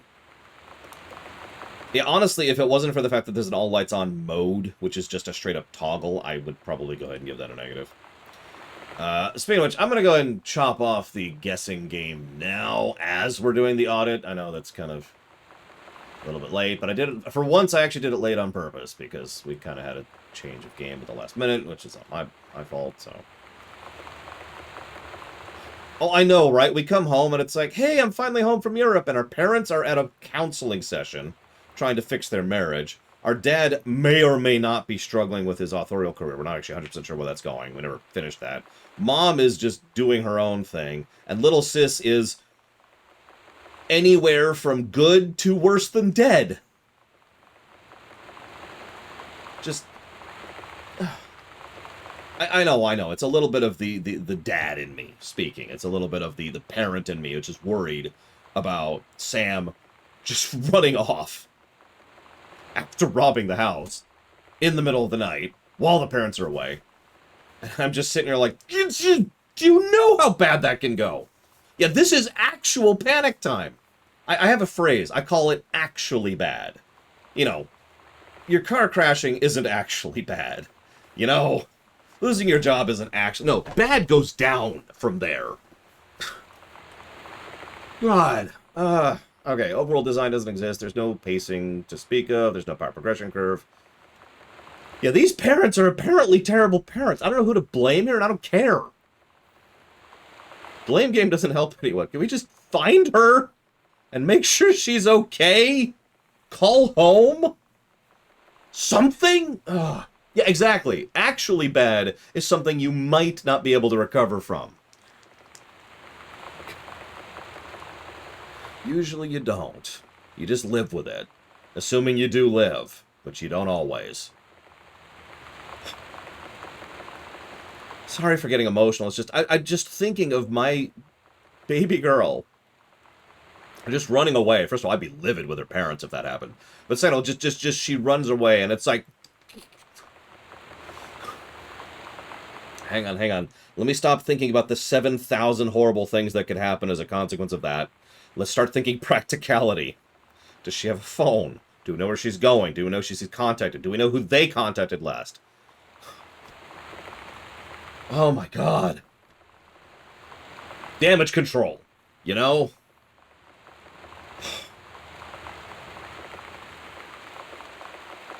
Have you seen Inside Out? It's a Pixar film. There's a scene in Inside Out which makes me bawl every time I see it. Because it's a terrifying, horrific, beautifully done scene. I'm not going to spoil it is, for those of you who haven't seen the film. We don't do unrelated spoilers. But I want you to think about that scene if you've seen that film. And think about how much that would hit from a parental perspective for a moment. Oh! Oh. It's also probably the best scene in the whole damn film, because Pixar still had it at that particular thing. But anyways. Yeah, towards the end of the film. Like I said, not going to spoil, but towards the end of the film. Just, boom, that scene. Oh, God. Oh.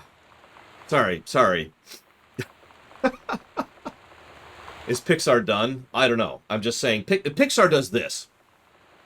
Pixar does this. And I mean that sincerely. I'm covering all the Pixar blocks, all the Pixar films up to Soul is the last one we cover this year. I've already covered it from my perspective. That's coming out for the course of the year.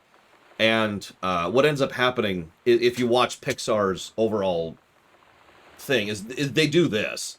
They have their peaks and then they have their troughs, and they usually recover. Soul's legit. Like, Soul is actually a really good film, and I recommend it for anybody who hasn't seen it. So they were going back up. But there was a bit of a huh before that, it was like Inside Out, and then there was a bit of a huh. How many of you remember The Last Dinosaur, You get the idea. Anyways, sorry. Way off topic, because I needed to distract myself from thoughts worse than death. So, replayability, no. Quality of life features, no. Railroading, doesn't really apply. Raspberry Jam, no. Respec, no. Save system, no. There is no save system. Sound system. Sound design. Gameplay-wise, no. Strategic layer, no. Terrain design, no. Trash design, no. Traversal, no. Tutorialization, no. Skipping. There is actually skippable cutscene. So it doesn't get dinged on that. It's funny because there's like 3 cutscenes in the whole game and you can skip all of them. A Bug's Life. Spot is love. A Bug's Life. Good film, consequently. Raspberry Jam. So, can someone explain Raspberry Jam to Little Billy while I run through this? Because I think that's actually everything.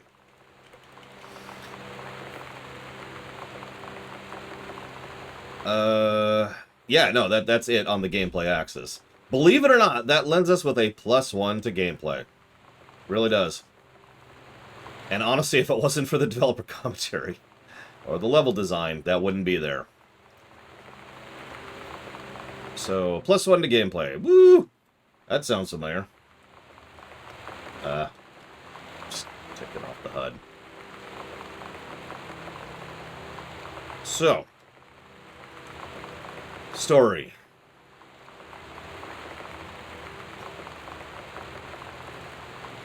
I really hope nobody decides to try and accuse me of something I'm not, this particular VOD or rumination. I always hate that. Did you know I've actually been accused of being sexist and racist before?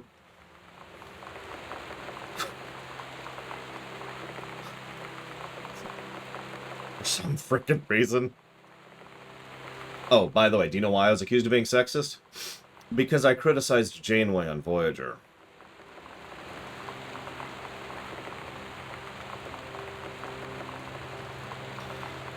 Animation. Non-existent. Atmosphere and tone. Yeah, I have actually been called a communist, too. More than once. As an insult. For some reason. Jesus Christ, here, Mike. Why?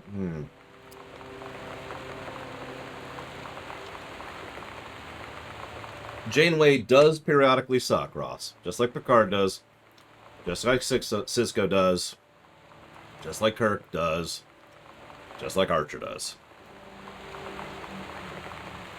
That would be what we call storytelling mechanics, Dr. Winter. I'm going to come back to that in just a second, but don't let me forget about it. Don't let me forget about it. So, rewind a second. Atmosphere and tone. I'm not actually feeling it, to be completely honest with you. So, I'm just going to skip over that. Babylon 5 effect? No. Background lore? Kind of, but we'll come back to that. It's kind of a separate category. Banter doesn't exist. Branching narrative doesn't exist. There's no camera work. There are characters. Characters.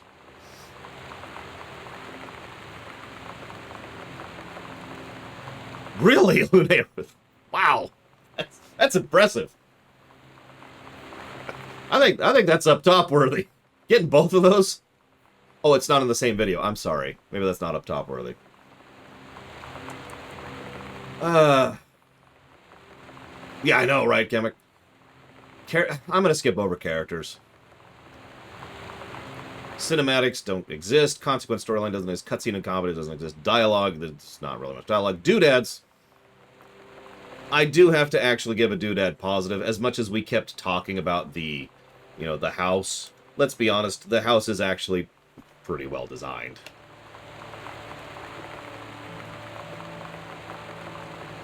From a narrative perspective. Like, we learn a lot about this family from the house. That is a storytelling thing. That deserves a positive. Actually, you know what? Now that I'm saying that out loud, maybe that's not really doodad so much as visual storytelling. Let's redirect the category. Let's put that under visual storytelling instead. Because that really is more like that.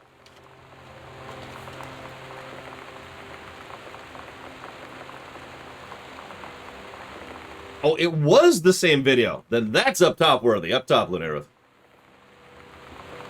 We call that Welcome to the Internet Club. Here's your card. We'll be meeting on Tuesdays for donuts. So hang on. So we move past that. Blah, blah, blah, blah. External continuity doesn't exist. Fake drama. The way I usually define that doesn't apply here. So we will actually skip over that for the moment. Foreshadowing, not really. Humor, no. Integration, no. Internal, no. Intro. So there is an intro narratively. It's actually what's on the game right now. Well, actually, no, it isn't. Hang on, sorry. So the intro narratively, there is actually an act structure to this game if you're paying attention to it. It's very short, but it is there. It is this right here. This is effectively the intro and the initial exploration of the house, which effectively terminates once you get to the locker. So, big storm, dark and scary. Oh god, what's happening? I've just gotten home. Nobody's here. Sam has, and there's this letter about Sam who we now know has bailed and blah, blah, blah. What do we think of the intro, narratively?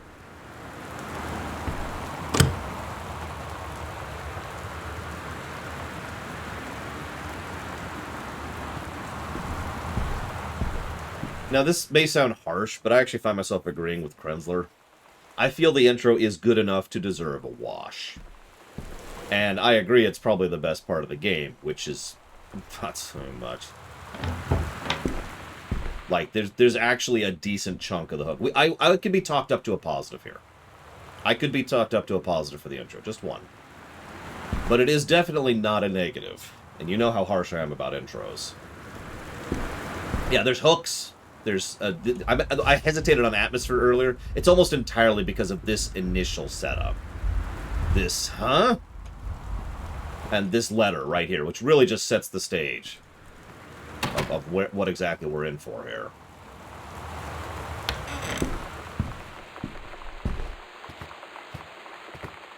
Aggregate? You know what? I could feel that. Let's see if we can build an aggregate. Intro aggregate, question mark. And see if we get anything more on that. Okay, so lighting narratively. No. Local emissions, moments, music, direction.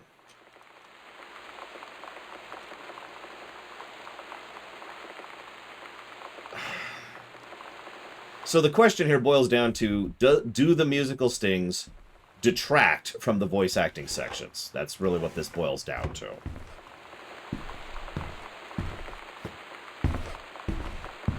I've already given my opinion on that. I think their usage of music for the voice acting stings was not good.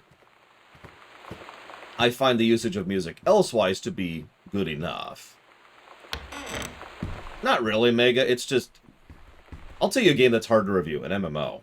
This is a game that I can review quite easily. I've already done so, in fact. I plan to talk about game design and the rumination of this. I need to hurry up on if I want to have a second block today. I'm willing to call the music a wash, in a narrative sense.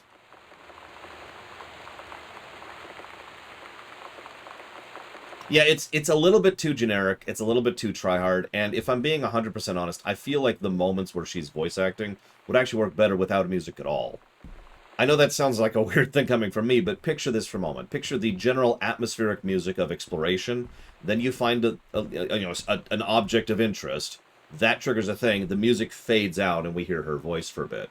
She goes back, and the music comes back in. Picture that instead of what we get, and I think it would work a lot better, my opinion. I need to jot that down, too, actually. Let's talk about that. Music, direction. And yeah, exactly, with just the storm. All you hear is the storm and her voice acting. So, there's no NPC set dressing, to speak of. Outro, narratively. So once again, there is a pretty defined outro, narratively speaking. It's the moment we enter the attic until we get the final news that she has decided to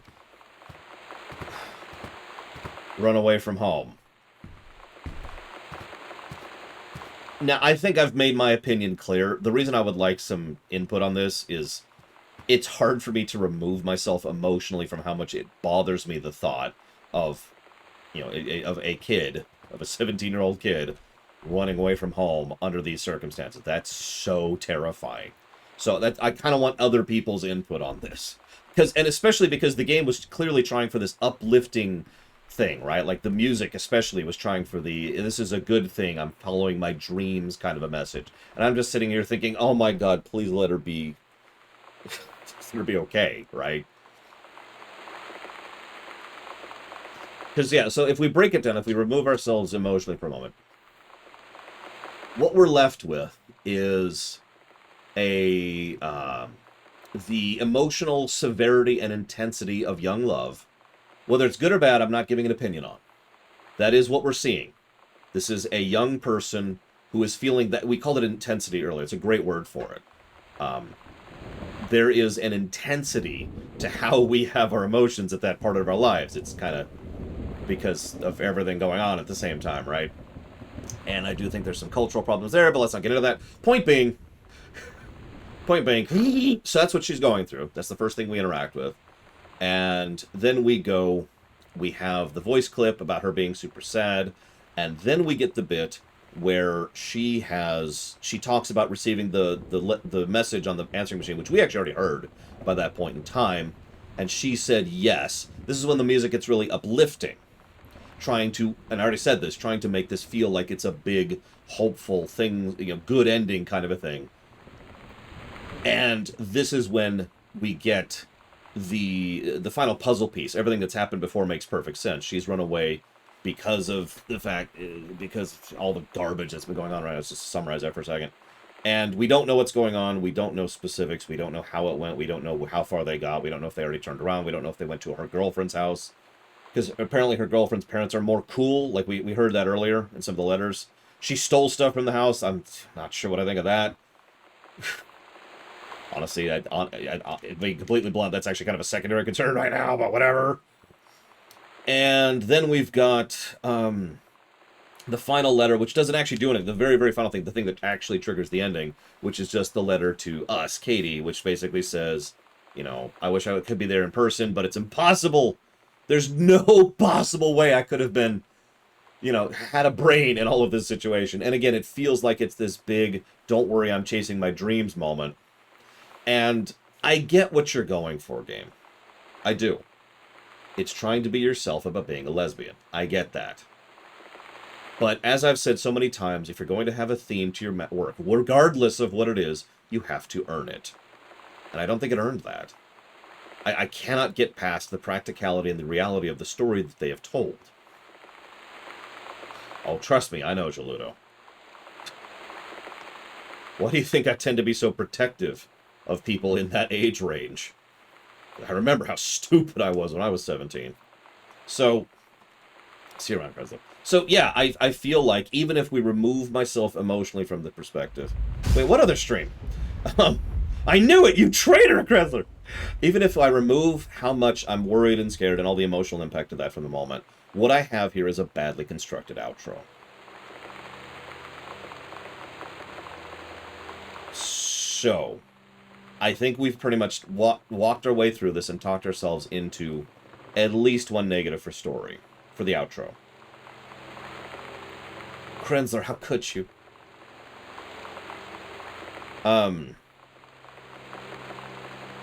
And yeah, I was going to say, there's other things that could have happened here. So, I know, rendering people is hard. But, logically speaking, story-wise, there's actually nothing that prevents her from waiting for us, Katie, to say goodbye to... She says twice, once in the message that's up in the attic, once in the message at the door, it's impossible for me to be there for you. Why? And yeah, it's so, okay. You maybe heard me say, that's it? What I was actually expecting legitimately, as far as an outro, what I would have probably done, personally, as an outro, is I would have gone ahead and had it so that we get, like, one final phone call or one kind of message, or, like, we hear the phone going off and we can rush downstairs and get to it, and as we pick it up, the game starts to fade to black as we hear Sam calling us. Calling Katie, you know, she probably wasn't calling us deliberately, but we are here now, so we pick up the phone. She's scared, they're hurt, they're cold, they're out in the rain. Katie comes on, Sam, where are you? I'll come get you right now. You don't have a car. Then you come here. Concern, worry. You don't understand, we're running. You don't have to run away, come home. We'll talk this out. What about Mom and Dad? I'll talk to Mom and Dad. You know, just have Katie go full tilt big sister on it, right? Maybe they're out of gas. I'll get to you. We're halfway down here. Just give me the address. Right? Like, you see the ideas. I would have to spend some time actually workshopping the specifics. But that's what I was kind of expecting. You have this whole narrative about the sister coming home and trying to figure out what's going on. Have her become the character at that point. Have her become the agent. Move forward and go, bam! Let's go. I will be here for you. Instead, what we get is nothing.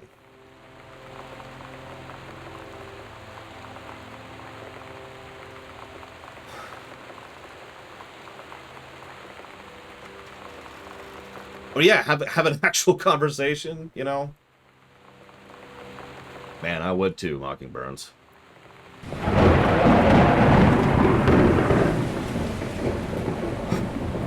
So, I'm talking my way up to 2 negatives for the outro.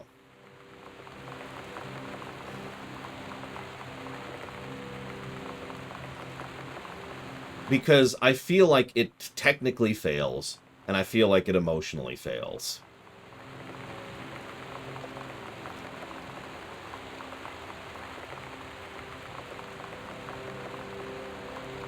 I already described the technical. I already went through.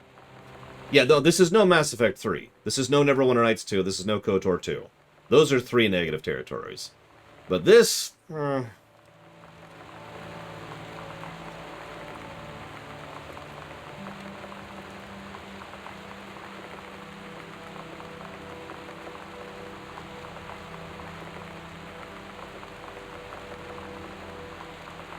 I hate to do that, but honestly, that's the whole point of this job, is to be as fair and as accurate as I can about these reviews.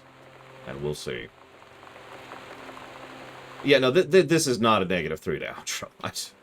Trust me, Mass Effect 3 might actually be multiple outro negatives for that one, because... Oh, God, Mockingbird, that'd be even worse. Okay, so... Moving forward, plot...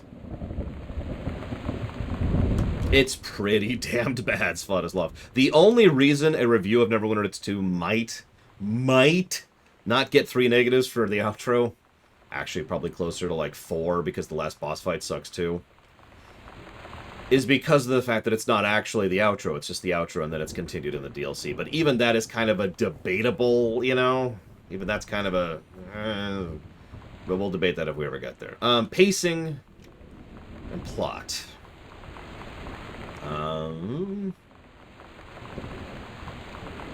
Pacing and plot.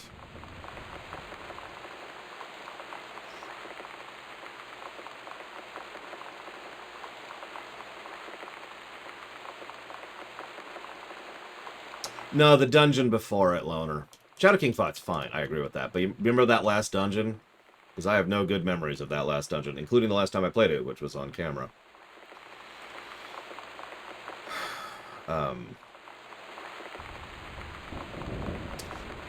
Okay, so we've been building an aggregate, right? So we have an extra tool here in our...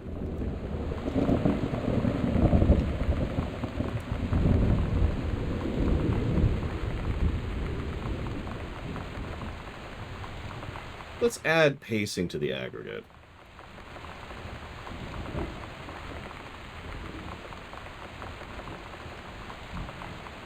But then we get to the plot.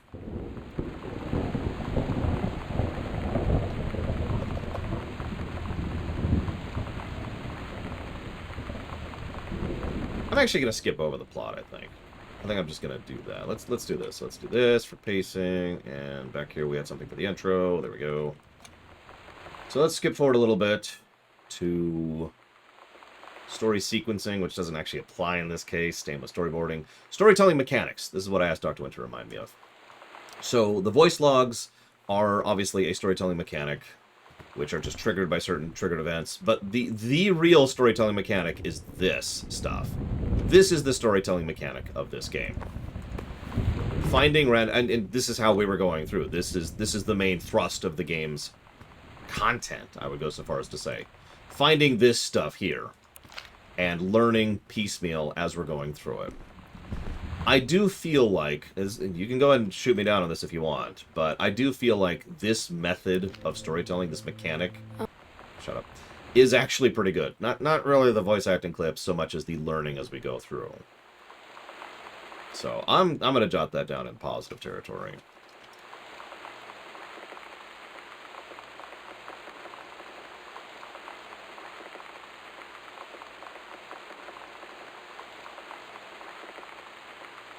Like, some clear thought was put into designing a lot of stuff, and I think it actually is probably one of the better sections of the game. So, yeah, plus to that. Where's Gone Home? She lost it in my thoughts. There we go. Storytelling mechanics. There we go. Boom. Positive. Yes. Themes. I don't want to touch that with a 10-foot pole, but let's come back to that. Visual continuity doesn't apply. Visual storytelling, I already gave that positive. Voice acting. Oh my god. You are so lucky you finished high school before we moved into this house. So, it's the first day of school, and there I am, introducing myself to the class, and I say that I just moved into the house on Arbor Hill. All of a sudden, every kid in the room turns and just stares like I suddenly transformed into a mutant. I just stood there, wishing pretty hard for a rewind button. Because now maybe nobody knows my name, but they all know who I am. The Psycho House girl. Great. Thoughts? I mean, you've heard all the other bits. I'm just giving you a little bit of a refresher there. I don't think she's a bad actress. I've worked with a lot of actors and actresses at this point in my life. I can actually give an informed professional opinion on it at this point. But yeah, I'm kind of with you on that, Dakota. I feel weird.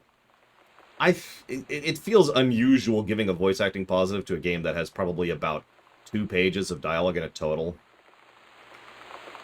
No, it'll actually be a review, Mockingbirds, because we never reviewed it. So, you know what? I'm going to go with my gut. I actually already jotted it down. I think I'm going to give A positive to voice acting. No. I've talked myself down. We're going to fill out that aggregate, because that actually will fill out that aggregate, and that will actually give that a thing. So let's do that.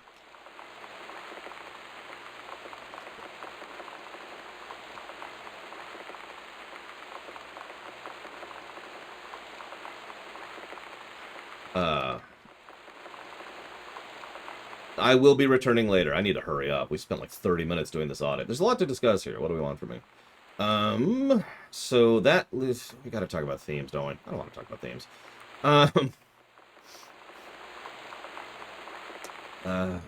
Okay. Notes.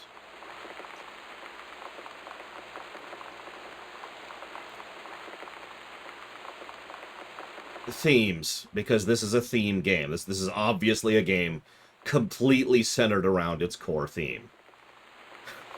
For good and for bad. I often tend to dislike theme games, if I'm being completely honest with myself. Tale of Two Brothers is a theme game. For good and for bad. Actually, so is A Way Out, or whatever it was called. Same studio.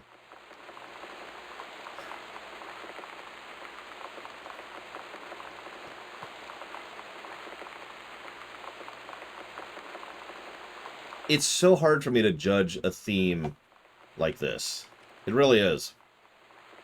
I don't know where to go with this one. Braid tries to be a theme game and actually is just stuck up its own butthole, so, you know.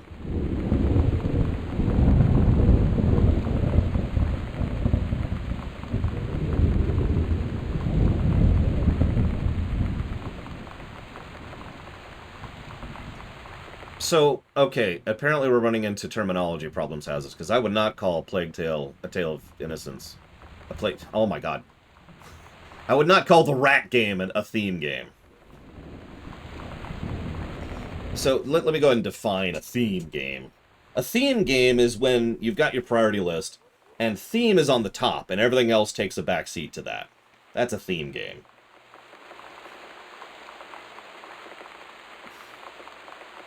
Braid is a theme, trying to be a theme game. To use an earlier example. Thank you, McShirto. Very much, as always. I will jot that down for nothing, unless you want to put it towards something, in which case, please let me know.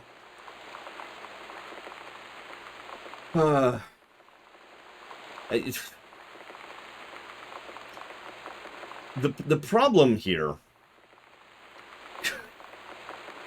towards Ross. Well, I don't think Ross is there right now. Yeah, the problem here is someone tell me what you think the theme of this game is. I'm going to say this in the room, too.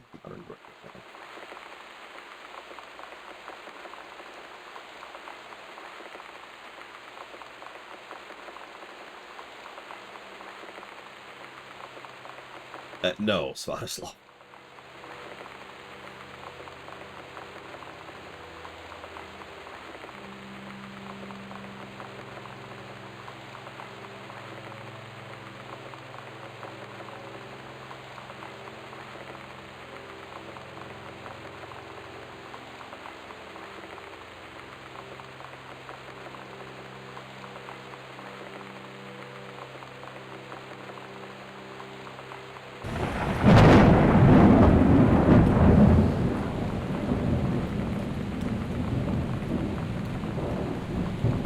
So, allow me to go and give my opinion of what I think the themes are on this thing. And I'll talk about this in the room, too. Yeah, I've got a trash can right over there. I do that pretty regularly, and that's why it's over there. I think the theme wanted to be about identity. Who you are, accepting who you are, yada yada. You could also say the theme was trying to be about chasing your dreams and being true to yourself and other positivity kind of things. But I don't think that's actually the theme of the game. I think that's what the theme wanted to be.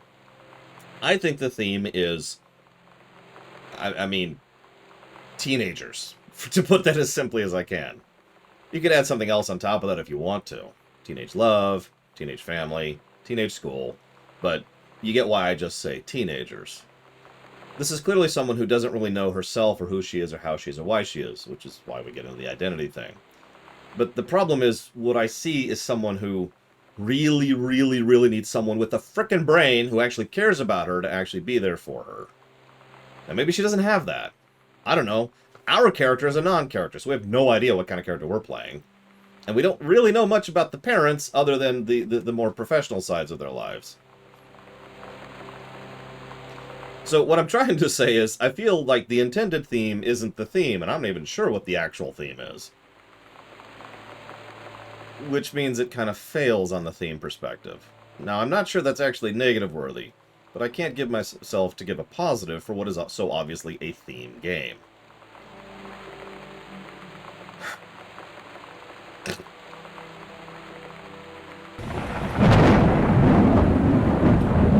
So, hi Steam Tears. Let's figure out the golden number, because that's it. +1 to story, +1 to gameplay.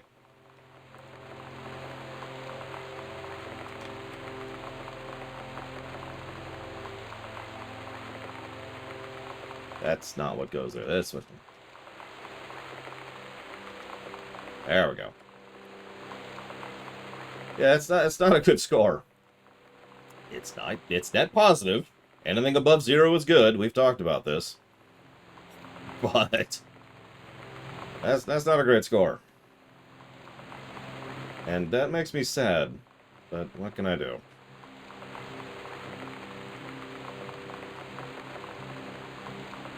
I actually heard someone once say, in response... So I've said that phrase before, you know, I don't want to give this score to the game.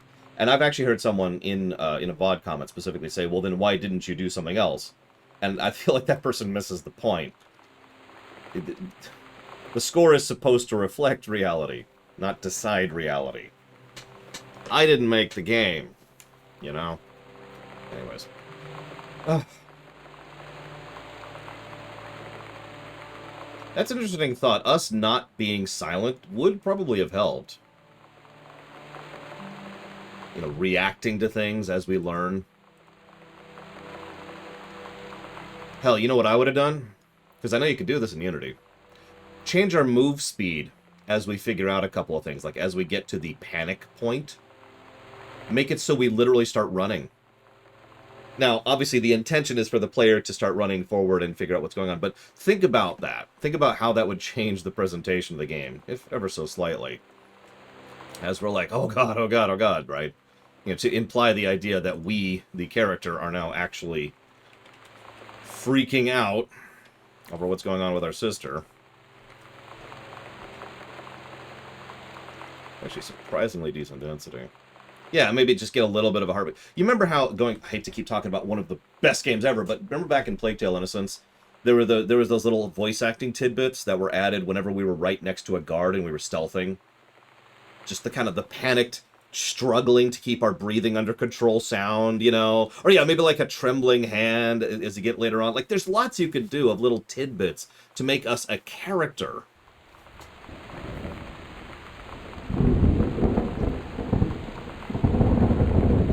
So this is 3 divided by 5.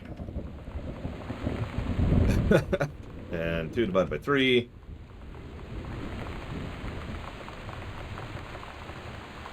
I suppose in this case you mean running, Plutonia, but... I don't know. I feel like it could take a few polishing passes to this one. Can I get a drum roll? Drum roll. Yeah, no, so that's... We all know where this is going. 5.48. Not a great score. So, let's see here. We've got a lot of people guessing down there. Looks like right now Dr. Winter is closest. Scroll, scroll, scroll, scroll.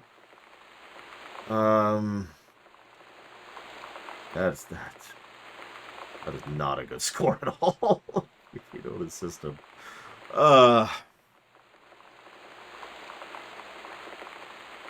mean, I guess Chemic, but all we're left with is something that falls flat. So that brings up the interesting question. Do you want to direct your player and have good design, or do you want to not direct your player and have nothing. Hang on, I actually need to do some math. That's close enough. I'm not sure which one of these is closest here. Okay. Okay, so... So that's 0.93. Hang on. And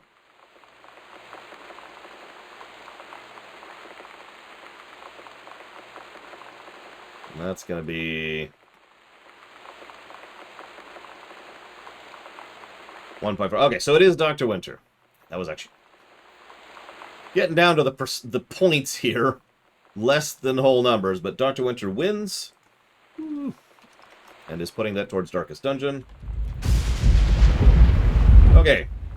I'm going to go record a very short rumination on this and do all my paperwork stuff. We will be starting Tiny and Big, for real this time, during the second block of streaming today.